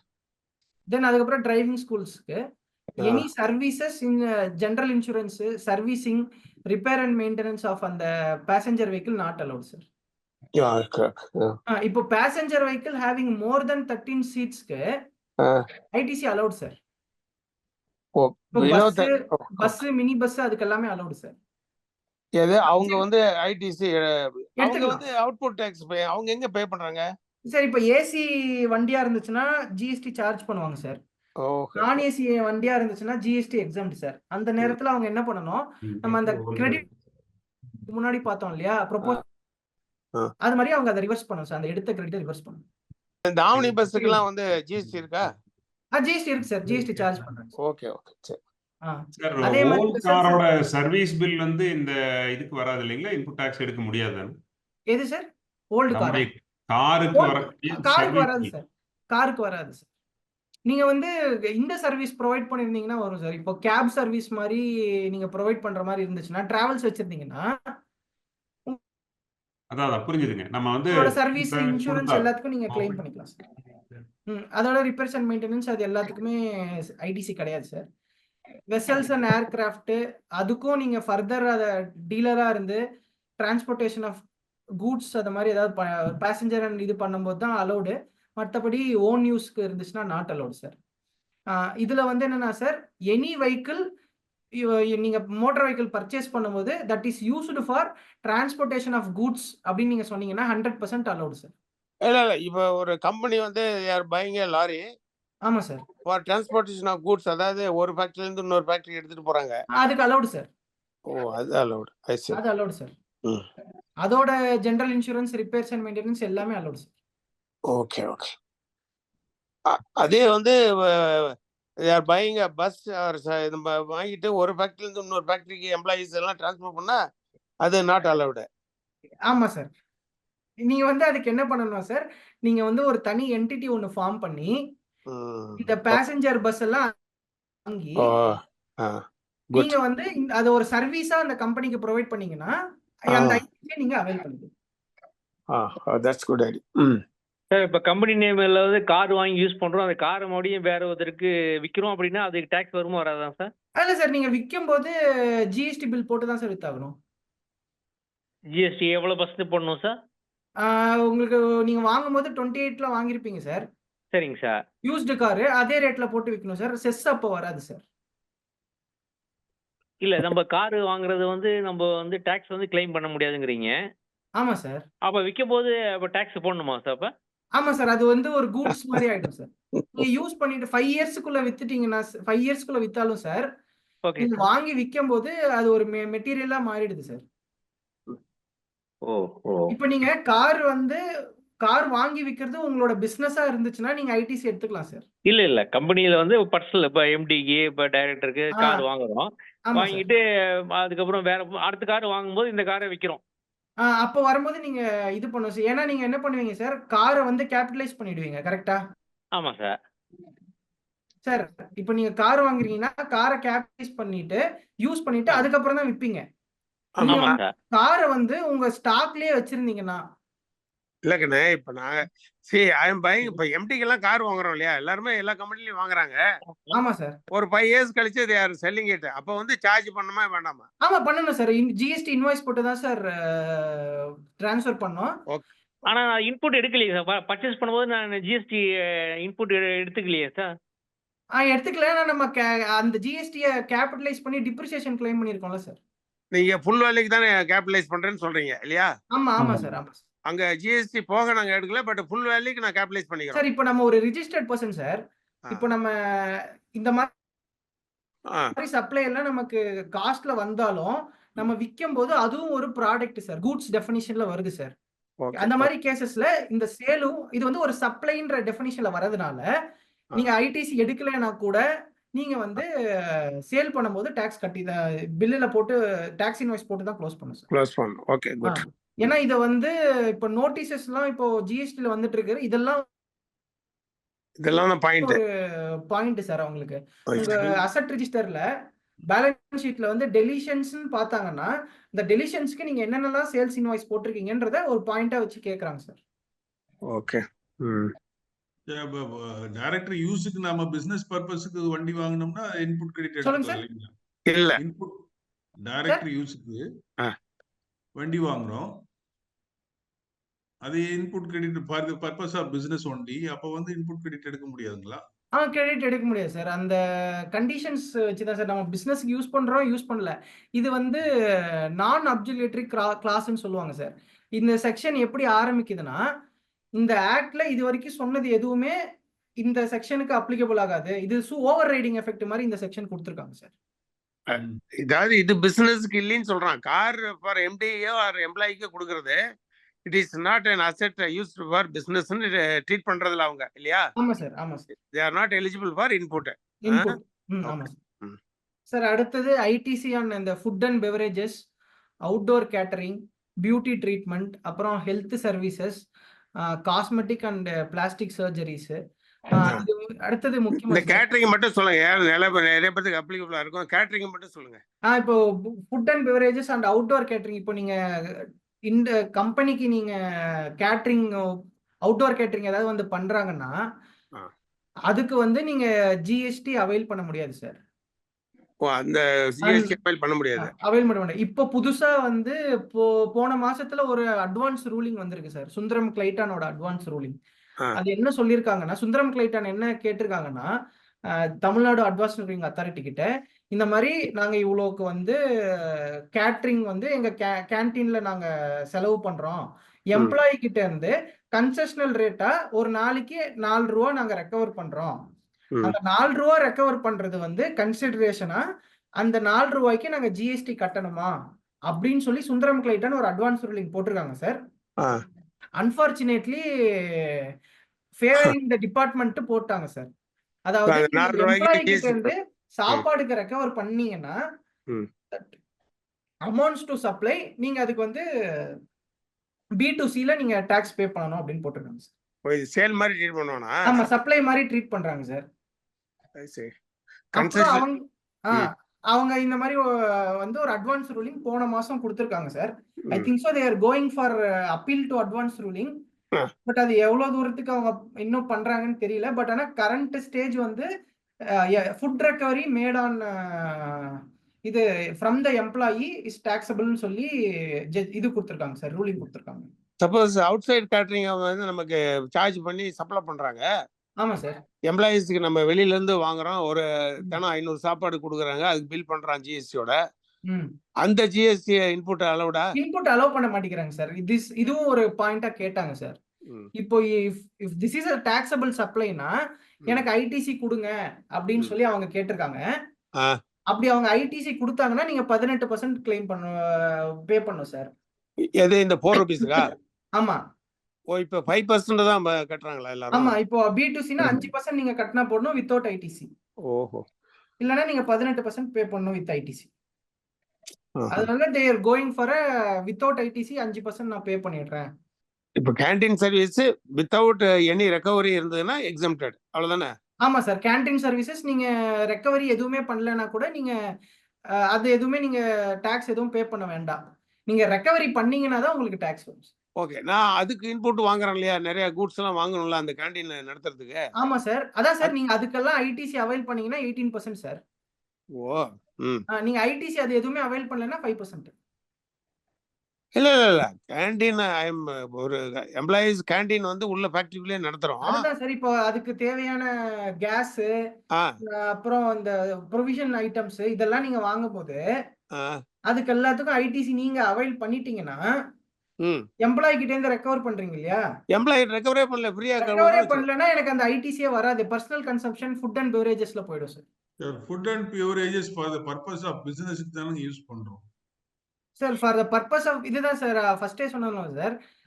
இந்த செக்ஷன் வந்து ஸ்பெசிஃபிக்கா இதெல்லாம் எக்ஸ்க்ளூட் பண்ணிருக்காங்க sir. Even though it is used for business, they are specifically excluded. சரி சார். அப்புறம் இந்த leasing, renting and hiring of motor vehicle, vessels and aircraft sir. இதுக்கெல்லாமே ITC not allowed sir, except for அந்த above case further supply transportation பண்ற மாதிரி இருந்துச்சுன்னா அப்போ allowed sir. இப்போ நம்ம அந்த பேசஞ்சர் இப்போ கம்பெனியே அந்த இதெல்லாம் வண்டி எல்லாம் வாங்கி for the transportation of passengers use பண்ணும்போது ரெண்டிங்னு சொல்லுவோம் சார், அது நம்ம அவைல் பண்ணிக்கலாம் சார். இல்ல இப்போ அவுட் சைட் நிறைய ஏஜென்சி நம்ம என்கரேஜ் பண்றோம்ல டிரான்ஸ்போர்ட்டுக்கு. ஆமா சார். அவன் வந்து சார்ஜ் பண்ற ஜிஎஸ்டி வந்து அவைல் பண்ணிக்கலாமா? இல்ல சார். இப்போ கார் பண்றோம்ல சார், கேப் மாதிரி டிராவல்ஸ் மாதிரி பண்றவங்களுக்கு இருக்காங்க இல்லையா, கேப் சர்வீசஸ். கேப் சர்வீசஸ் அவங்களுக்கு வந்து நாட் அலௌட் சார். இதே இது பேசஞ்சர் வெஹிக்கிள் மோர் தென் 13 சீட்ஸ் ஏதாவது இருந்துச்சுன்னா நீங்க வந்து டிரான்ஸ்போர்ட்டேஷன் ஆஃப் பேசஞ்சர்ஸ்னு போட்டுட்டு நீங்க அது வந்து உங்களுக்கு அலௌட் சார். அது விட்டுலாம். நாம ஃபேக்டரியில வந்து ஒரு 50 பஸ் எம்ப்ளாயிஸ் டிரான்ஸ்போர்ட் பண்றதுக்கு யூஸ் பண்றாங்க, அவன் அவுட் சைட் ஏஜென்சி யூஸ் பண்றாங்க. ஆமா sir. they are charging higher charges with GST. ஆமா சார். அந்த அது எனக்கு ITC allowed sir. ITC allowed. அத கேட்ட அது அலோவ் பண்ணலாம்ல? அது அலோ இருக்கு சார். கேப் மட்டும் வராது சார். கேப் போடலாம் சார். பஸ் நிறைய பஸ் கம்பெனில எல்லாம் use allowed sir. Sir any seat including driver seat 13 சீட்டுக்கு மேல இருந்துச்சுன்னா அலோடு சார். ஓகே. அதாவது கம்பெனிக்கு அலௌடு, நாட் டிரான்ஸ்போர்ட் கம்பெனிக்கு இல்ல. அதாவது ப்ரொடக்ஷன் கம்பெனிக்கு அலௌடு. ப்ரொடக்ஷன் கம்பெனிக்கு அலோடு சார். ஓகே. அதே மாதிரி life insurance and health insurance வந்து ஐடிசி நாட் அலோடு சார். இது ஐடிசியா? ITC not allowed sir. இப்ப குரூப் இன்சூரன்ஸ் எம்ப்ளாயிக்கு நம்ம எடுக்கிறதுக்கு வந்து அதுல கட்டுற not allowed sir. Not allowed sir. Vicky, எனக்கு ஒரு டவுட். இப்ப நான் ஒரு பில்டிங் ரெண்ட் கொடுத்துருக்கேன். ஓகேங்களா? அந்த ரெண்டுக்கு நான் இன்வாய்ஸ் கொடுப்பேன் உங்களுக்கு. ஓகே. ஓகேங்களா? சாரி, அவங்க எனக்கு தந்துடுறாங்க. பட் அதை நான் எடுக்க முடியுங்களா ஐடிசி? அது நீங்க கிரெடிட் எடுக்கலாமே. எடுத்துக்கலாம். எங்கேயுமே வந்து உங்களுக்கு ரெண்ட்டுக்கு வந்து ஐடிசி கிடையாதுன்னு எங்கேயுமே சொல்லல. Okay okay. நீ இந்த ஐடிசி எடுத்து எங்க அட்ஜஸ்ட் பண்ணீங்க? உங்களுக்கு அவுட்புட் பேயபிள் எங்க வருதுங்க சுரேஷ்? எனக்கு இன்புட்ல வந்துரும் சார். நான் எனக்கு இல்ல இன்புட்ல நீ கிரெடிட் எடுக்குறீங்க. அவுட்புட் பேயபிள் உங்களுக்கு என்ன இருக்கு? அவங்களுக்கு அந்த ஃபேக்டரியில இருந்து அவுட்புட் போகுது சார். அதுல இல்ல இவருக்கு என்ன இருக்கு? ஏன்னா இவரு பிரைவேட்டா 4 பில்டிங் கட்டி விட்டுருக்காருன்னு வச்சுக்க. ஆமா சார். சார் அதுல வந்து இவரு வருது சார். அத பத்தி தான் அடுத்தது கண்டினியூஷன் வருது. சரி. அத பத்தி தான் சார். அது மாதிரி ITC on membership of club, health, அப்புறம் டிராவல் பெனிஃபிட்ஸ். இப்ப எல்டிஏன்னு சொல்றோம்ல சார். எல்டிஏ ஆக்ட் படி கொடுக்கலாம். ஆக்ட் படி எம்ப்ளாயர் வந்து எம்ப்ளாய்க்கு கொடுக்கணும்னு இருந்தா மட்டும்தான் சார் அதுக்கு உண்டான ஐடிசி அலோவ் பண்ணுவாங்க. மற்றபடி மேனேஜ்மெண்ட் டிஸ்கிரிஷன்ல பே பண்ற எல்டிஏ எதுக்குமே ஐடிசி நாட் அலோவ்ட். நீ எம்ப்ளாய்மெண்ட் அக்ரிமெண்ட்ல இருந்தா அலோவ்ட் இல்ல. ஆக்ட் சொல்லணும். இப்ப இன்கம் டாக்ஸ் ஆக்ட்ல இவ்வளவு அமௌண்ட் எக்ஸம்ட் நீங்க கொடுக்கலாம் அப்படின்னு சொல்லி ஆக்ட் சொல்லிச்சுன்னா இவங்களுக்கு அலோவ்டு சார். அப்படி இல்லைன்னா நாட் அலோவ்டு சார். அப்புறம் நார்மலா இந்த goods use for personal consumption, காம்போசிஷன்ல பே பண்ண டாக்ஸ், அப்புறம் சிஎஸ்ஆர் ஆக்டிவிட்டிக்கு பே பண்ற வாங்குற சப்ளைஸ்க்கு வர ITC not allowed sir. CSR not அலோவ்டா? CSR not allowed sir. இதுக்கு அகைன்ஸ்டா இது போயிருக்காங்க, அப்பீல் போயிருக்காங்க. வேற சிஎஸ்ஆர் ஆக்டிவிட்டி நிறைய பேர் ஸ்கூல் எல்லாம் பில்டிங்க்கு வந்து நிறைய இதெல்லாம் வாங்கி கொடுக்குறாங்க.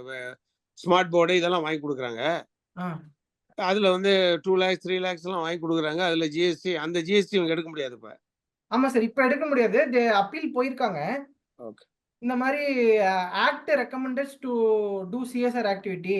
ஒரு ஆக்ட்ல நீங்க பண்ணணும்னு சொல்றீங்க, இன்னொரு ஆக்ட்ல அதோட பெனிஃபிட்டே கொடுக்கலன்னா ஹவு வில் நாங்க பிசினஸ் மேன்ஸ் எதுக்கு பண்ணணும் அப்படின்னு சொல்லி ஒரு அப்பீல் போயிருக்காங்க.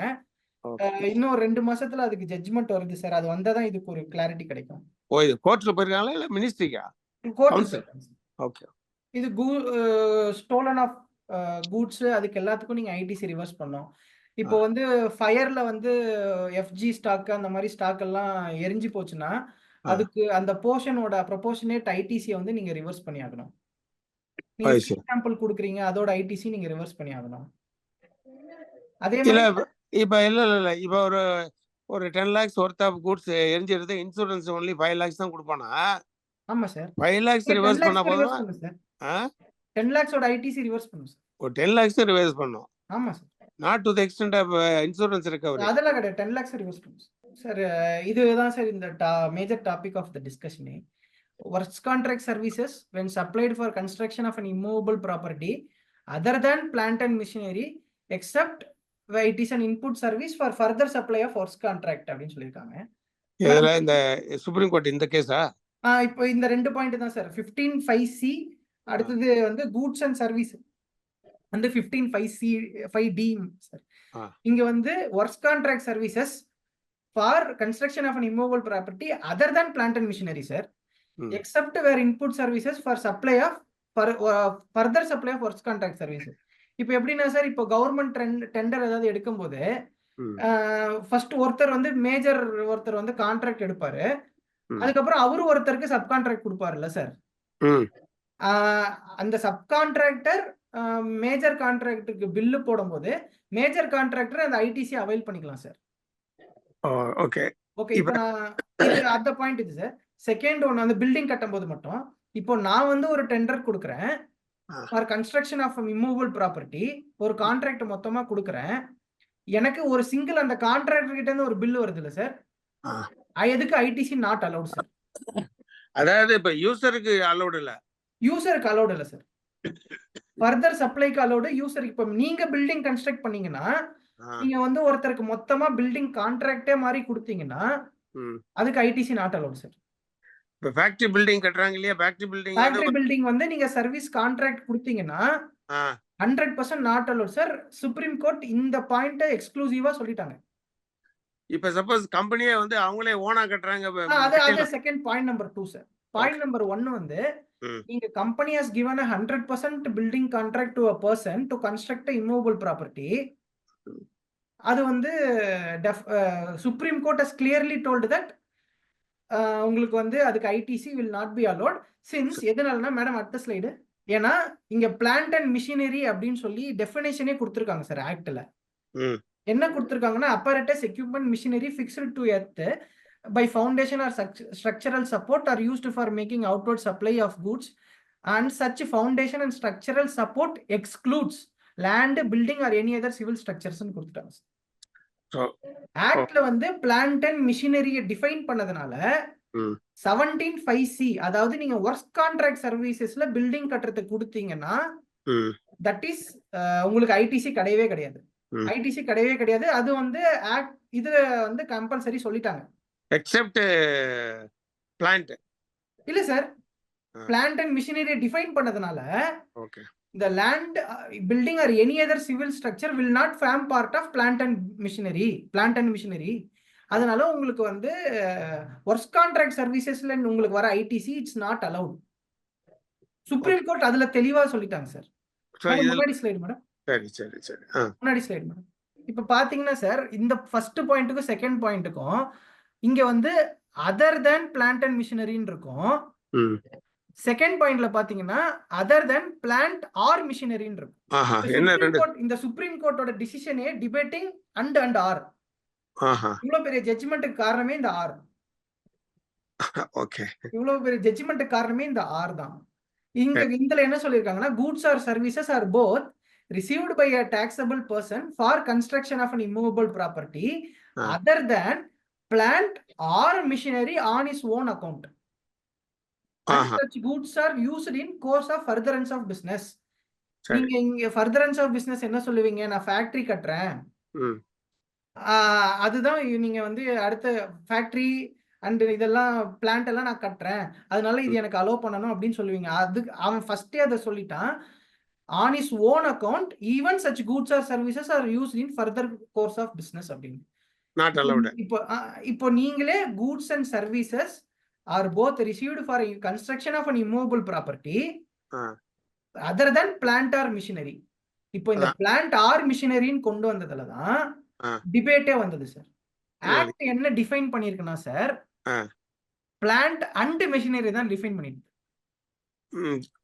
அது plant and machinery தான் டிஃபைன் பண்ணிருக்கே தவிர plant or machinery டிஃபைன் பண்ணல. ஓகே, இங்க வந்து construction includes reconstruction, renovation, addition or alteration or repairs to the extent of capitalization to the said immovable property ன்னு சொல்லிருக்கேன் சார். இப்போ உங்களுக்கு ஃபர்ஸ்ட் இந்த ரெண்டு பாயிண்ட்லயுமே வந்து நீங்க வந்து பில்டிங்க்கு ஏதாவது மெயின்டெனன்ஸ் ஒர்க் பண்ணீங்கன்னா ஐடிசி இஸ் ஸ்டில் அவைலபிள். மெயின்டெனன்ஸ்க்கு அலௌட் சார். மெயின்டெனன்ஸ்க்கு still the ITC is allowed. New building நான் மெட்டீரியல் வாங்கி கட்டினா இருக்கா இல்லையா? இது சார் இப்போ இப்போ வந்து நீங்க அந்த பில்டிங்கை கேபிட்டலைஸ் பண்ணீங்கன்னா சார் உங்களுக்கு ஐடிசி கிடையாது. பில்டிங் கேபிட்டலைஸ் மெயின்டெனன்ஸ் இருந்தா தான் அலௌட். மெயின்டெனன்ஸ் இருந்துச்சுன்னா இப்போ நீங்க ஒரு 10 ரூஃப் போட்டிருக்கீங்க, அதுல மேல 2 ரூஃப் நீங்க மாத்துறீங்கன்னா அந்த 2 ரூஃப்க்கு ஐடிசி அலௌட். ஏன்னா அது நீங்க ரிப்பேர்ல எடுத்துக்கலாமா? அதை நீங்க ரிப்பேர்ஸ் அண்ட் மெயின்டெனன்ஸ்னு எடுத்துக்கலாம். சப்போஸ் நான் நியூ பில்டிங் மெட்டீரியல்லாம் வாங்கி நான் நியூ பில்டிங் வந்து ஃபேக்டரி பில்டிங் கட்டினா நான் ஃபுல்லா கேபிட்டலைஸ் பண்ற பட்சத்துல எனக்கு எலிஜிபிலிட்டி இல்ல ஐடிசி. ஆமா சார். இப்போ அடுத்த இதுக்கு வாங்க மேடம். அடுத்த ஸ்லைடு. எனக்கு ஒரு டவுட் இல்ல. சொல்லுங்க சார். எனக்கு இப்போ ஃபார் எக்ஸாம்பிள் என்னோட ஃபேக்டரிக்குள்ளே நான் ஒரு கேபின் போடுறேன் ஒரு மிஷினுக்காக. அந்த மிஷின் வந்து டஸ்ட் அடையக்கூடாது வித்தின் ஏசியோட. இப்போ அதுக்கு நான் மெட்டல் வாங்கி ஒரு கேபின் பண்றேன். சீலிங் மெட்டீரியல் பட் அது கிளாஸஸ், இந்த அலுமினியம் ஃபீடிங்ஸ் இதெல்லாம் இது வந்து ஐடிசி எலிஜிபிளா எனக்கு? சார் இப்போ இது வந்து நீங்களே மெட்டீரியல் வாங்கி பண்றீங்க சார் அதர் தென் பிளான்ட் ஆர் மிஷினரி சார். இப்போ இது வந்து இப்போ அதுக்கு தான் அடுத்தது வரேன் சார். அந்த டெஸ்ட் ஒன்னு பண்ணணும் சார். அது ஒரு ஃபங்க்ஷனாலிட்டி டெஸ்ட்னு ஒன்னு கொடுக்குறாங்க. இப்போ நீங்க ஒர்க் கான்ட்ராக்ட்ல அது பண்ணீங்கன்னு வச்சுக்கோங்கல்ல, இப்போ நீங்க அதை ஒர்க் கான்ட்ராக்ட் மொத்தமா ஒரு கான்ட்ராக்டருக்கு கொடுத்து பண்ணீங்கன்னா இல்ல இப்போ அந்த ஃபவுண்டேஷன் இது அது ஸ்ட்ரக்சரல் சப்போர்ட் அந்த மிஷினுக்கு நீங்க கொடுத்தீங்கன்னா அது அலௌடு.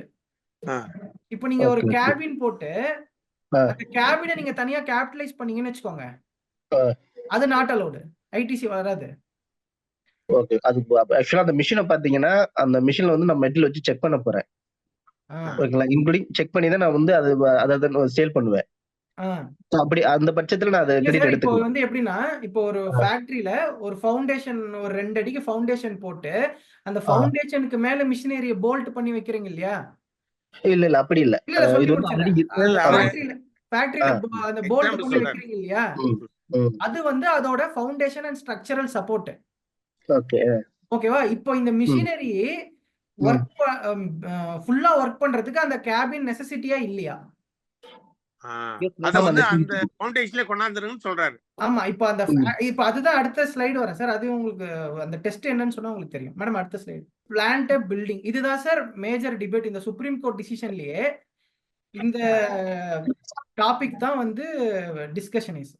இப்போ சுப்ரீம் கோர்ட் வந்து ஆனந்த் தியேட்டர்ஸ் அப்படின்னு ஒரு கேஸ்ல என்ன கொடுத்திருக்காங்கன்னா, building even specifically designed and constructed with some special features to attract the customer being hotel or cinema theater cannot be considered as plant. இப்போ ஹோட்டல் சினிமா தியேட்டர்னா நானும் அவுட்வர்ட் சர்வீஸ் தான் பண்றேன். நான் வந்து அந்த பில்டிங்கை வந்து ஒரு ஆர்கிடெக்ட் இதுக்காகவே மெனக்கிட்டு சில ஃபீச்சர்ஸ் எல்லாம் ஆட் பண்ணி பண்ணா கூட it is not considered as plant. It is considered only as a building for which ITC is not allowed. Cinema தியேட்டர்ல ரன்னிங் சினிமா அதுக்கு அலௌட் இல்லையா? அதுக்கு அலௌட் இல்ல சார். அது வந்து பிளான்ட்ன்ற டெஃபினிஷன்ல வரல, பில்டிங்ன்ற டெஃபினிஷன்ல தான் வருது. இவருக்கு சுப்ரீம் கோர்ட்லயே இந்த ஆனந்த் தியேட்டர்னு கேஸ்லால சுப்ரீம் கோர்ட்லயே சொல்லிட்டாங்க சார். இது வந்து டிசைடட் மேட்டர். ஹோட்டல்ஸ்க்கும் நாட் அலௌடு, சினிமா தியேட்டர்ஸ்க்கும் நாட் அலௌடு. ஹோட்டல்ஸ்க்கு இல்லையா? ஹோட்டல்ஸ்க்கும் நாட் அலௌடு சார். ஹோட்டல்ல வந்து லீசிங் தானே, they are collecting rent and paying. இது furtherance of business தானே அது. இல்ல சார், இது வந்து தாஜ் ஹோட்டல் ஒரு கேஸ்ல இருக்கு சார். தாஜ் ஹோட்டல்ஸோட கேஸ்ல தாஜ் ஹோட்டலோட கேஸ்ல என்ன சொல்லியிருக்காங்கன்னா, நீங்க எவ்வளவுதான் பண்ணா நீங்க வந்து இது பேர் என்ன பில்டிங் இந்த இது ரினோவேட் இது பண்றீங்க, இது அடிஷன் பண்றீங்க, இந்த சாண்டிலியர் வைக்கிறீங்க, நீங்க வந்து சானிட்டரி அப்பனா நீங்க வந்து இந்த சானிட்டரி ஐட்டம்ஸ் நீங்க புதுசா வச்சா கூட அதையும் நீங்க பிளான்ட்னு சொல்லிடுவீங்க. அதனால எல்லாமே ட்ரீட்டட் அஸ் பில்டிங் தான் அப்படின்னு சொல்லிட்டாங்க. ஹோட்டலுக்கு they are not eligible for ITC. Hotel வந்துட்டு இந்த ஃபர்ஸ்ட் பாயிண்டே அதுதான் sir. Okay okay. Hotel cancel பண்ணல. Hotel and cinema theatres are excluded as plant. அவரு கேட்டதுல அவரு போடுற கேபின் வந்து பிளான்ட்டோட இம்பார்ட்டன்ட், அது ஒன் ஆஃப் தி ஃபங்க்ஷன். அதுக்கு அடுத்தது இதுவும் சுப்ரீம் கோர்ட் டிசிஷன். அடுத்ததும் supreme court decision in case of Karnataka power corporation. அவங்க என்ன சொல்லியிருக்காங்கன்னா, building like power generation stations in which building cannot be separated from machinery and machinery cannot be worked without special construction. அப்பனா மட்டும்தான் அது பிளான்ட்ன்ற reason ஆகும் sir. அப்ப இவர் சொல்றது அந்த கேபின் வந்து வாட்டர் பிளான்ட் இல்ல சார், அது அந்த டெஸ்ட் எடுக்கணும் சார். இதுக்கு பேர் தான் ஃபங்க்ஷனாலிட்டி டெஸ்ட்னு சொல்றாங்க சார். சார் இந்த டெஸ்ட் யார் எடுப்பாங்க? இந்த test case to case basis நம்ம தான் சார் இதை டாக்குமெண்ட் பண்ணி வைக்கணும்.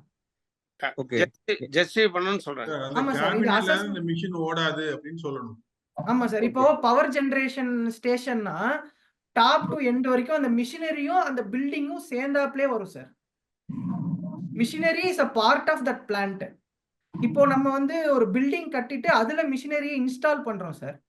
இது வந்து மிஷினரியும் பில்டிங்கும் ஒன்னா தான் செயல்பட்டாகணும். அது இப்போ ஹைட்ரோ எலக்ட்ரோ பவர் பிளான்ட் இதெல்லாம் வந்து பில்டிங்கா இருந்தாலுமே பிளான்ட்ன்ற கன்ஸ்ட்ரக்ஷன் வரும். இங்க வந்து அதுதான் ஃபங்க்ஷனாலிட்டி டெஸ்ட்னு சொல்றாங்க.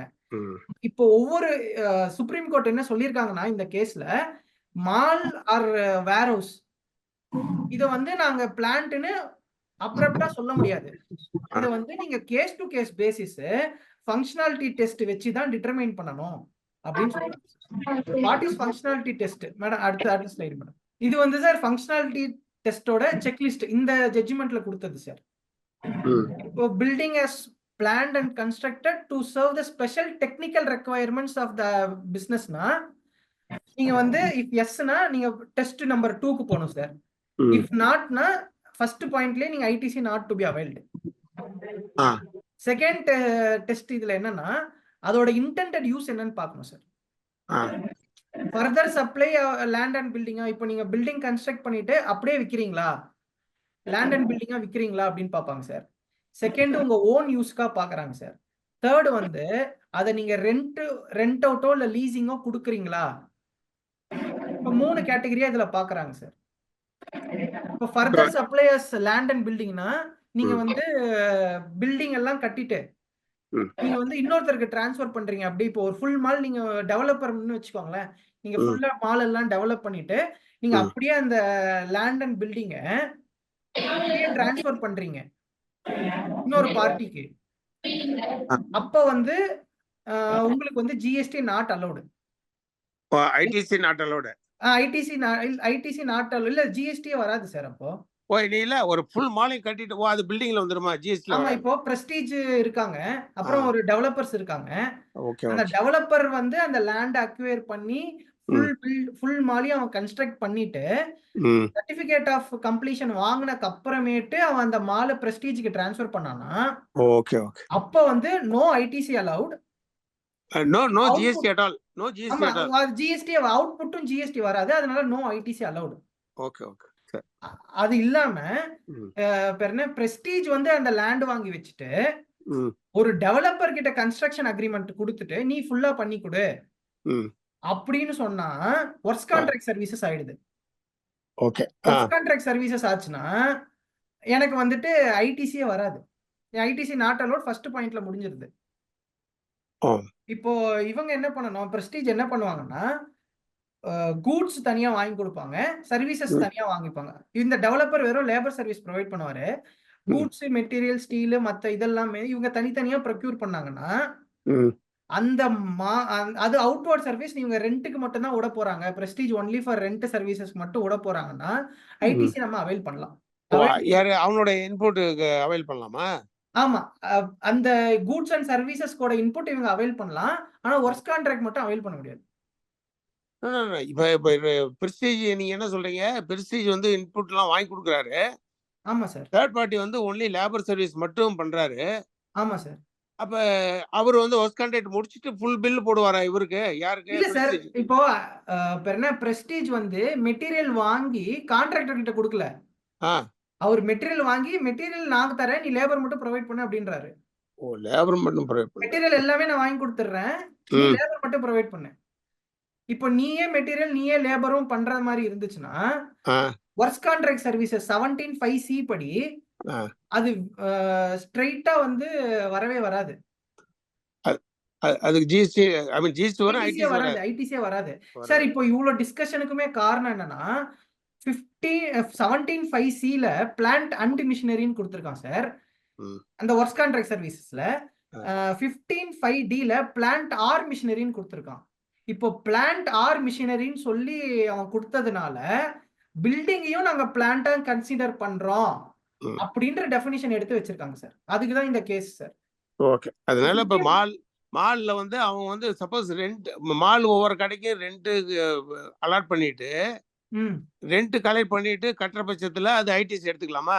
ஐடிசி அவைல் பண்ணி யூட்டிலைஸ் பண்ணிக்கலாம் சார். Okay okay okay. இதுவும் சுப்ரீம் கோர்ட் இன்னும் டிசைட் பண்ணல சார். சுப்ரீம் கோர்ட் என்ன சொல்லியிருக்குன்னா, மேடம் அடுத்த ஸ்லைடு மேம். இந்த சுப்ரீம் கோர்ட் வந்து ஒவ்வொரு இந்த ஜட்ஜ்மெண்ட் வந்து எல்லாத்துக்கும் அப்ளிகபிலிட்டி கிடையாது. ஒவ்வொரு கேஸுக்கும் நீங்க ஃபங்க்ஷனாலிட்டி டெஸ்ட் இப்போ நம்ம பண்ண அந்த டெஸ்ட்டை நீங்க ஒவ்வொரு கேஸுக்கும் பண்ணணும்.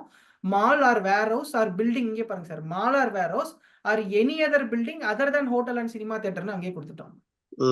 இது வந்து ஒவ்வொரு ஹைகோர்ட்டும், அதாவது ஃபேக்சுவல் ஃபைண்டிங் அத்தாரிட்டி, இப்போ உங்களுக்கு இஷ்யூ வந்துச்சுன்னா நீங்க வந்து இத ஒவ்வொரு கோர்ட்டா ஜிஎஸ்டி இதுல என்ன சொல்றாங்க, நீங்க ஃபங்க்ஷனாலிட்டி டெஸ்ட் பண்ணிட்டே இருக்கணும் சார். ஓகே.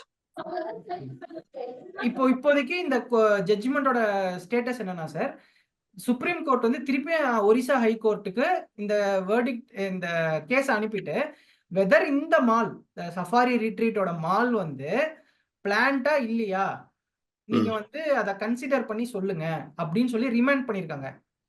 இப்போ நம்ம இதுக்கு முன்னாடி பார்த்த ஃபங்க்ஷனாலிட்டி டெஸ்ட் வந்து இந்த சுப்ரீம் கோர்ட் இந்த கேஸ்ல இவங்க இந்த 2 பாயிண்ட் தான் ஃபங்க்ஷனாலிட்டி டெஸ்ட்னு கொடுத்திருக்காங்க.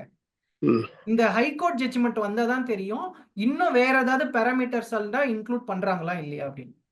Okay okay sir. பிளஸ் இது இன்னும் ஒன்று மட்டும் கிளியரா சொல்லியிருக்காங்க. ஒர்க் கான்ட்ராக்ட் சர்வீசஸ்க்கு நீங்க பில்டிங் கட்டுறதா இருந்துச்சுன்னா உங்களுக்கு ஐடிசி நாட் அலோவ். So, இப்ப is a mall or warehouse. So factory பில்டிங்க்கு வந்து மொத்தத்தில் தேர் இஸ் ஏன்னா ஃபுல்லாக கேபிட்டலைஸ் பண்ணதுனால there is no ITC. There is no ITC. Even though you are paying GST on factory building you are not eligible for ITC இல்லையா? ITC ஆமா sir. அவ்வளோதானே? அவ்வளவுதான் மேடம். நெக்ஸ்ட் மேடம் யாருக்காவது question structural support is used for the functioning of the machine அப்படினா இத எடுத்துக்கலாம். நீங்க எடுத்துக்கலாம் சார். இப்போ நீங்க கிரெயின் ஏதாவது வைக்கிறீங்கன்னு வெச்சுக்கோங்க சார். இப்ப கிரெயினுக்கு உங்களுக்கு ரெண்டு பக்கம் சப்போர்ட் வேணும் அதெல்லாம் நீங்க பண்ணிக்கலாம் சார். ஒரே ஒரு லாஸ்ட் क्वेश्चनங்க. நான் ஒரு ஹெவி மெஷினரி வாங்குறேன். Okay sir. அதுக்கு வந்து ஒரு 10-15 லட்சம் ரூபாய் கொடுத்து ஃபவுண்டேஷன் போட்டாதான் அந்த மெஷின் ஓடும். ஆமா சார். அந்த ஃபவுண்டேஷன் காஸ்ட் நான் எடுத்துக்கலாம் இல்லீங்களா? எடுத்துக்கலாம் சார். அது அலோவ் பண்றாங்க சார். அதுதான் பிளான்ட். அது பிளான்ட் இல்ல சார், அது foundation. Foundation. It is attached with the machine. Without which the machine will not function. இப்போ கிரவுண்ட்ல ஃபிக்ஸ் பண்றதுக்கு உங்களுக்கு ஒரு ஃபவுண்டேஷன் தேவை, இல்ல அத இந்த கிரேனை நிக்க வைக்கிறதுக்கு உங்களுக்கு ஒரு ஸ்ட்ரக்சரல் சப்போர்ட் தேவை. அதெல்லாம் நீங்க அவைல் பண்ணிக்கலாம் சார். ஆனா பில்டிங் as a whole நீங்க வந்து பண்ண முடியாது. சரி, ஏதாவது டவுட் இருந்தா கேளுங்க. சார் இப்போ சுரேஷ் கிட்ட அதே தான். லைக் இப்போ மெஷின் வந்து ஒரு இன்ஸ்பெக்ஷன் மிஷின் அதை வந்து ரெக்கமெண்டேஷனே வந்து நீங்க ஒரு ஏசியோ இது இல்லாம ஒரு கேபினோ இல்லாம வந்து நீங்க ரன் பண்ணவே முடியாது. அதை வந்து ரன் பண்ண முடியாது. ரெக்கமெண்டேஷன் கம்பெனியோட மேனுஃபேக்சர் சைட்ல இருந்து கொடுக்கும்போது இது நம்ம அந்த கேபினோ அந்த அதுக்கு உண்டான உள்ள இருக்கிறது ஃபுல்லாவே வந்து நம்ம எலிஜிபிள் எடுத்துக்க முடியுமா முடியாதுங்களா? இல்ல சார், இப்போ நீங்க ஏசி தனியா வாங்குறீங்கன்னா நீங்க ஏசி தனியா கேபிட்டலைஸ் பண்ணிக்கலாம் சார். ஓகே ஓகேவா? அது எக்யூப்மெண்ட்ஸ் அண்ட் அப்பரேட்டஸ் கீழ வந்துரும் sir. Okay. What about cabin and other stuff? Cabin வந்துட்டு நீங்க ரிப்பேர்ஸ்ல போடுறதா இருந்துச்சுன்னா நீங்க அவைல் பண்ணிக்கலாம். போட்ட மாதிரி தான் அவைல் அதோட வேல்யூ பொறுத்து வரும் போட சார். முடியும். நீங்க வந்து டெம்பரவரி ஸ்ட்ரக்சர் அது வந்து வெறும் டெம்பரவரி ஈஸியா ஆர்சிசி ஸ்ட்ரக்சர்லாம் இல்ல, ஜஸ்ட் அது சும்மா டெம்பரவரி எங்க வேணாலும் எடுத்து வச்சுக்கலாம்னா நீங்க அதை ரிப்பேர்ஸ் அண்ட் மெயின்டெனன்ஸாவே காட்டிக்கலாம் சார். Okay okay okay. இப்போ ஓகே பில்டிங்க நீங்க இத நீங்க கேபிட்டலைஸ்னு கொண்டு வந்துட்டீங்கன்னா ஓகே வந்து உங்களால ஐடிசி எடுக்க முடியும். So okay. இந்த இப்போ ஃபார் எக்ஸாம்பிள் எம்ப்ளாயிஸ்க்கெல்லாம் இப்போ ரெண்டல் வந்து தனியாக ரூம் எடுத்து கொடுக்குறோம் இல்லைங்களா? வெளியில வந்து ரெண்டல் எடுத்து கொடுக்குறோம் இல்லைங்களா? இப்போ அதுக்கான ஃபண்ட் நம்ம கம்பெனில பே பண்றோம் இல்லையா? ஆமா சார். அது எப்படி நம்ம இது பண்றதுங்க? சார் இது இப்போ புது இந்த நவம்பர்ல இருந்து இந்த இது அப்ளிகபிள் சார். இப்போ ரெண்ட் ஆன் ரெசிடென்ஷியல் டுவெல்லிங்ஸ் இருக்குல்ல சார். ஓகே. இப்போ நீங்க வந்து கம்பெனி வந்து ஒருத்தர்கிட்ட இருந்து வீட ரெண்ட்டுக்கு எடுத்துக்கிறீங்க. ஆமா ஓகே. அத வந்து நீங்க எம்ப்ளாயி கொடுக்குறீங்க. கரெக்ட். இந்த கேஸ்ல வந்து கம்பெனி என்ன பண்ணணும்னா அந்த பர்சன் வந்து ரிஜிஸ்டர்டா அன்ரிஜிஸ்டர்டா பார்க்கணும் சார் உங்களோட லெசார். ரைட். உங்க லெசார் அன்ரிஜிஸ்டர்ட்னா நீங்க அந்த ரெண்ட்டுக்கு ஆர்சிஎம்ல டாக்ஸ் பே பண்ணணும் சார். கட்டிட்டு அவைல் பண்ணிக்கலாம் ஐடிசி. அவைல் பண்ணிக்கலாம். அது அவைல் பண்ணிக்கலாம் சார். செகண்ட் ஒன் வந்து in case of is a registered personனா ஓகே அவர்கிட்ட இருந்து ஒரு பில் வாங்கி வச்சுக்கிட்டு பில் ஆஃப் சப்ளைன்னு ஒன்னு கொடுப்பாங்க. இதுல வந்து tax to be paid by the recipient on reverse charge basis. அன்ரிஜிஸ்டர்னா நீங்களா செல்ஃப் அசஸ்மெண்ட்ல கட்டிக்கலாம். அவர் ரிஜிஸ்டர்டா இருந்தா அவர்கிட்ட இருந்து பில் ஆஃப் சப்ளைன்றத வாங்கிட்டு அவரை வந்து ஜிஎஸ்டிஆர் 1ல இது ஆர்சி ரிவர்ஸ் சார்ஜ் சர்வீசஸ்னு அப்லோட் பண்ண வைக்கணும் sir. Okay okay. Even for the residential dwelling இப்போ புதுசா வந்திருக்கு. இன்னொன்னு என்னன்னா இப்போ ரிஜிஸ்டர்ட் பர்சன், இப்போ நீங்க ரிஜிஸ்டர்ட் பர்சன் நீங்க உங்க ஒரு எம்ப்ளாயி கிட்ட இருந்து ரெக்கவர் பண்றீங்க இல்லையா? அது எக்ஸம்ட். ஓகே. எம்ப்ளாயி கிட்ட இருந்து நீங்க ரெக்கவர் பண்றது எக்ஸம்ட். ஆனா நீங்க ஒருத்தருக்கு இது பண்றீங்க இல்லையா? ஒருத்தர் கிட்ட இருந்து அந்த பில்டிங் ரெண்ட்டுக்கு எடுக்கிறீங்களா? அது வந்து டாக்ஸபிள். ஓகே. ஏன்னா நீங்க இந்த ரெண்டல் சர்வீஸ் அவருக்கு சப்லீஸ் ப்ரொவைட் பண்றீங்க. வேற registered person providing exempt services. நாளைக்கிழமை முடியாது காலையில. நீங்க வந்து இப்போ அவர்கிட்ட இருந்து நீங்க சர்வீஸ் ரிசீவ் பண்றீங்க இல்லையா? ஆமா ஆமாங்க. இது வந்து இப்போ ப்ரொப்ரைட்டருக்கு மட்டும் தான் சார் எக்ஸம்ஷன் கொடுத்திருக்காங்க. If it is a proprietor concern okay. இவர் வந்து அவரோட பர்சனல் வீட்டுக்காக ரெண்ட்டுக்கு எடுத்தாருன்னா அது எக்ஸம்ட். Okay okay. இப்போ பிசினஸ்க்காக கெஸ்ட் ஹவுஸோ எம்ப்ளாயி குவார்டர்ஸோ எடுத்தாருன்னா அது வந்து டாக்ஸபிள் சர்வீசஸ்னு. இது அப்ளிகபிள் ஃப்ரம் 1 நவம்பர். அதே மாதிரி கமர்ஷியலுக்கும் ரிஜிஸ்டர்ட் பர்சன் ஆல்ரெடி ரெண்ட் வந்து பில்லுல போட்டு கொடுத்துருவாங்க. அன்ரிஜிஸ்டர்ட் பர்சன் கிட்ட இருந்து நீங்க கமர்ஷியல் பில்டிங் ரெண்ட் எடுத்தீங்கன்னா நீங்க ஆர்சிஎம்ல டாக்ஸ் பே பண்ணணும். ஆர்சிஎம்ல பே பண்ணிட்டு ஐடிசி கிளைம் பண்ணிக்கலாம். ஐடிசி எல்லாம் கிளைம் 20 to 23ல ஒரு ஐடிசி ரிவர்சல் பண்றதுக்கு இந்த 20 to 23 அந்த ஃபினான்ஷியல் இயர்ல இந்த டைம் அந்த மாதிரி ரிவர்சல் பண்ண முடியுங்களா? ஐடிசி ரிவர்சல் நீங்க அந்த வருஷம் ஐடிசி அவைல் பண்ணிருக்கீங்களா சார்? இல்ல அதாவது நாங்க சப்ளையர், அவர் எனக்கு டிஃபால்ட் பேமெண்ட் இன்னும் ரிட்டர்ன் பண்ணாம இருக்காரு. 20 to 23 20 to 23க்கு இப்ப கிரெடிட் நோட் போட முடியாது சார். போட முடியாது. வேணும்னா ஒண்ணு பண்ணலாம் சார். ஜிஎஸ்டில வந்து communication to the registered person ஒரு ஆப்ஷன் இருக்கு சார். உங்க ப்ரொஃபைல்ல போனீங்கன்னா வரும். ஓகே. அந்த ப்ரொஃபைல்ல போயிட்டு நீங்க வந்து இந்த மாதிரி நீங்க எனக்கு வந்து இவ்வளவு பில்லுக்கு பே பண்ணல அப்படின்னு சொல்லி உங்க ஜிஎஸ்டில இருந்து நீங்க மெசேஜ் அனுப்பிச்சீங்கன்னா அந்த அவங்களோட ப்ரொஃபைலுக்கு அந்த மெசேஜ் போகும் சார். ஓகே. அந்த மெசேஜ் போனதுக்கு அப்புறமேட்டு நீங்க என்ன பண்ணுங்க, ஒரு லெட்டர்ல அவரோட ஜூரிஸ்டிக்ஷன் ஆபீசர் இருக்காங்க இல்லையா? ஆமாங்க. அவரோட ஜூரிஸ்டிக்ஷன் ஆபீஸ் நீங்க இந்த சர்ச் ஜிஎஸ்டி நம்பர் போட்டா அவரோட பிரின்சிபல் ஜூரிஸ்டிக்ஷன் ஆபீஸ் எங்கன்னு தெரியும் சார்.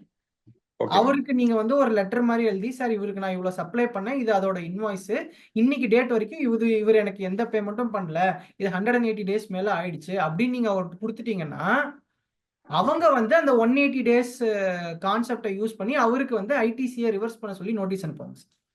சோ ட்ரேடருக்கு மேனுஃபேக்சரிங் எல்லாருக்கும் இதே தான் இல்லைங்களா? எல்லாருக்கும் இது அலோடு இருக்கு சார். Okay okay. இதுல ஜிஎஸ்டில ஆல் ரிஜிஸ்டர்ட் பர்சன்ஸ் சொல்லியிருக்காங்க சார். இதுல எம்எஸ்எம்இஓ, ட்ரேடரோ, சர்வீஸ் ப்ரொவைடரோ அப்படி எதுவும் பிரிக்கல sir. Sir wealth of knowledge sir. இது நாலேஜ் செஷன் சொல்றது விட இட்ஸ் வெல்த் ஆஃப் நாலேஜ். ரொம்ப பிரமாதமா கொடுத்தீங்க. இதெல்லாம் வந்து ஒரு பிரைவேட்டா நாம போய் கேட்கணும்னா ஒரு 1 or 2 lakhs கொடுத்தாதான் இவ்வளவு இன்ஃபர்மேஷன்ஸ் கொடுப்பாங்க.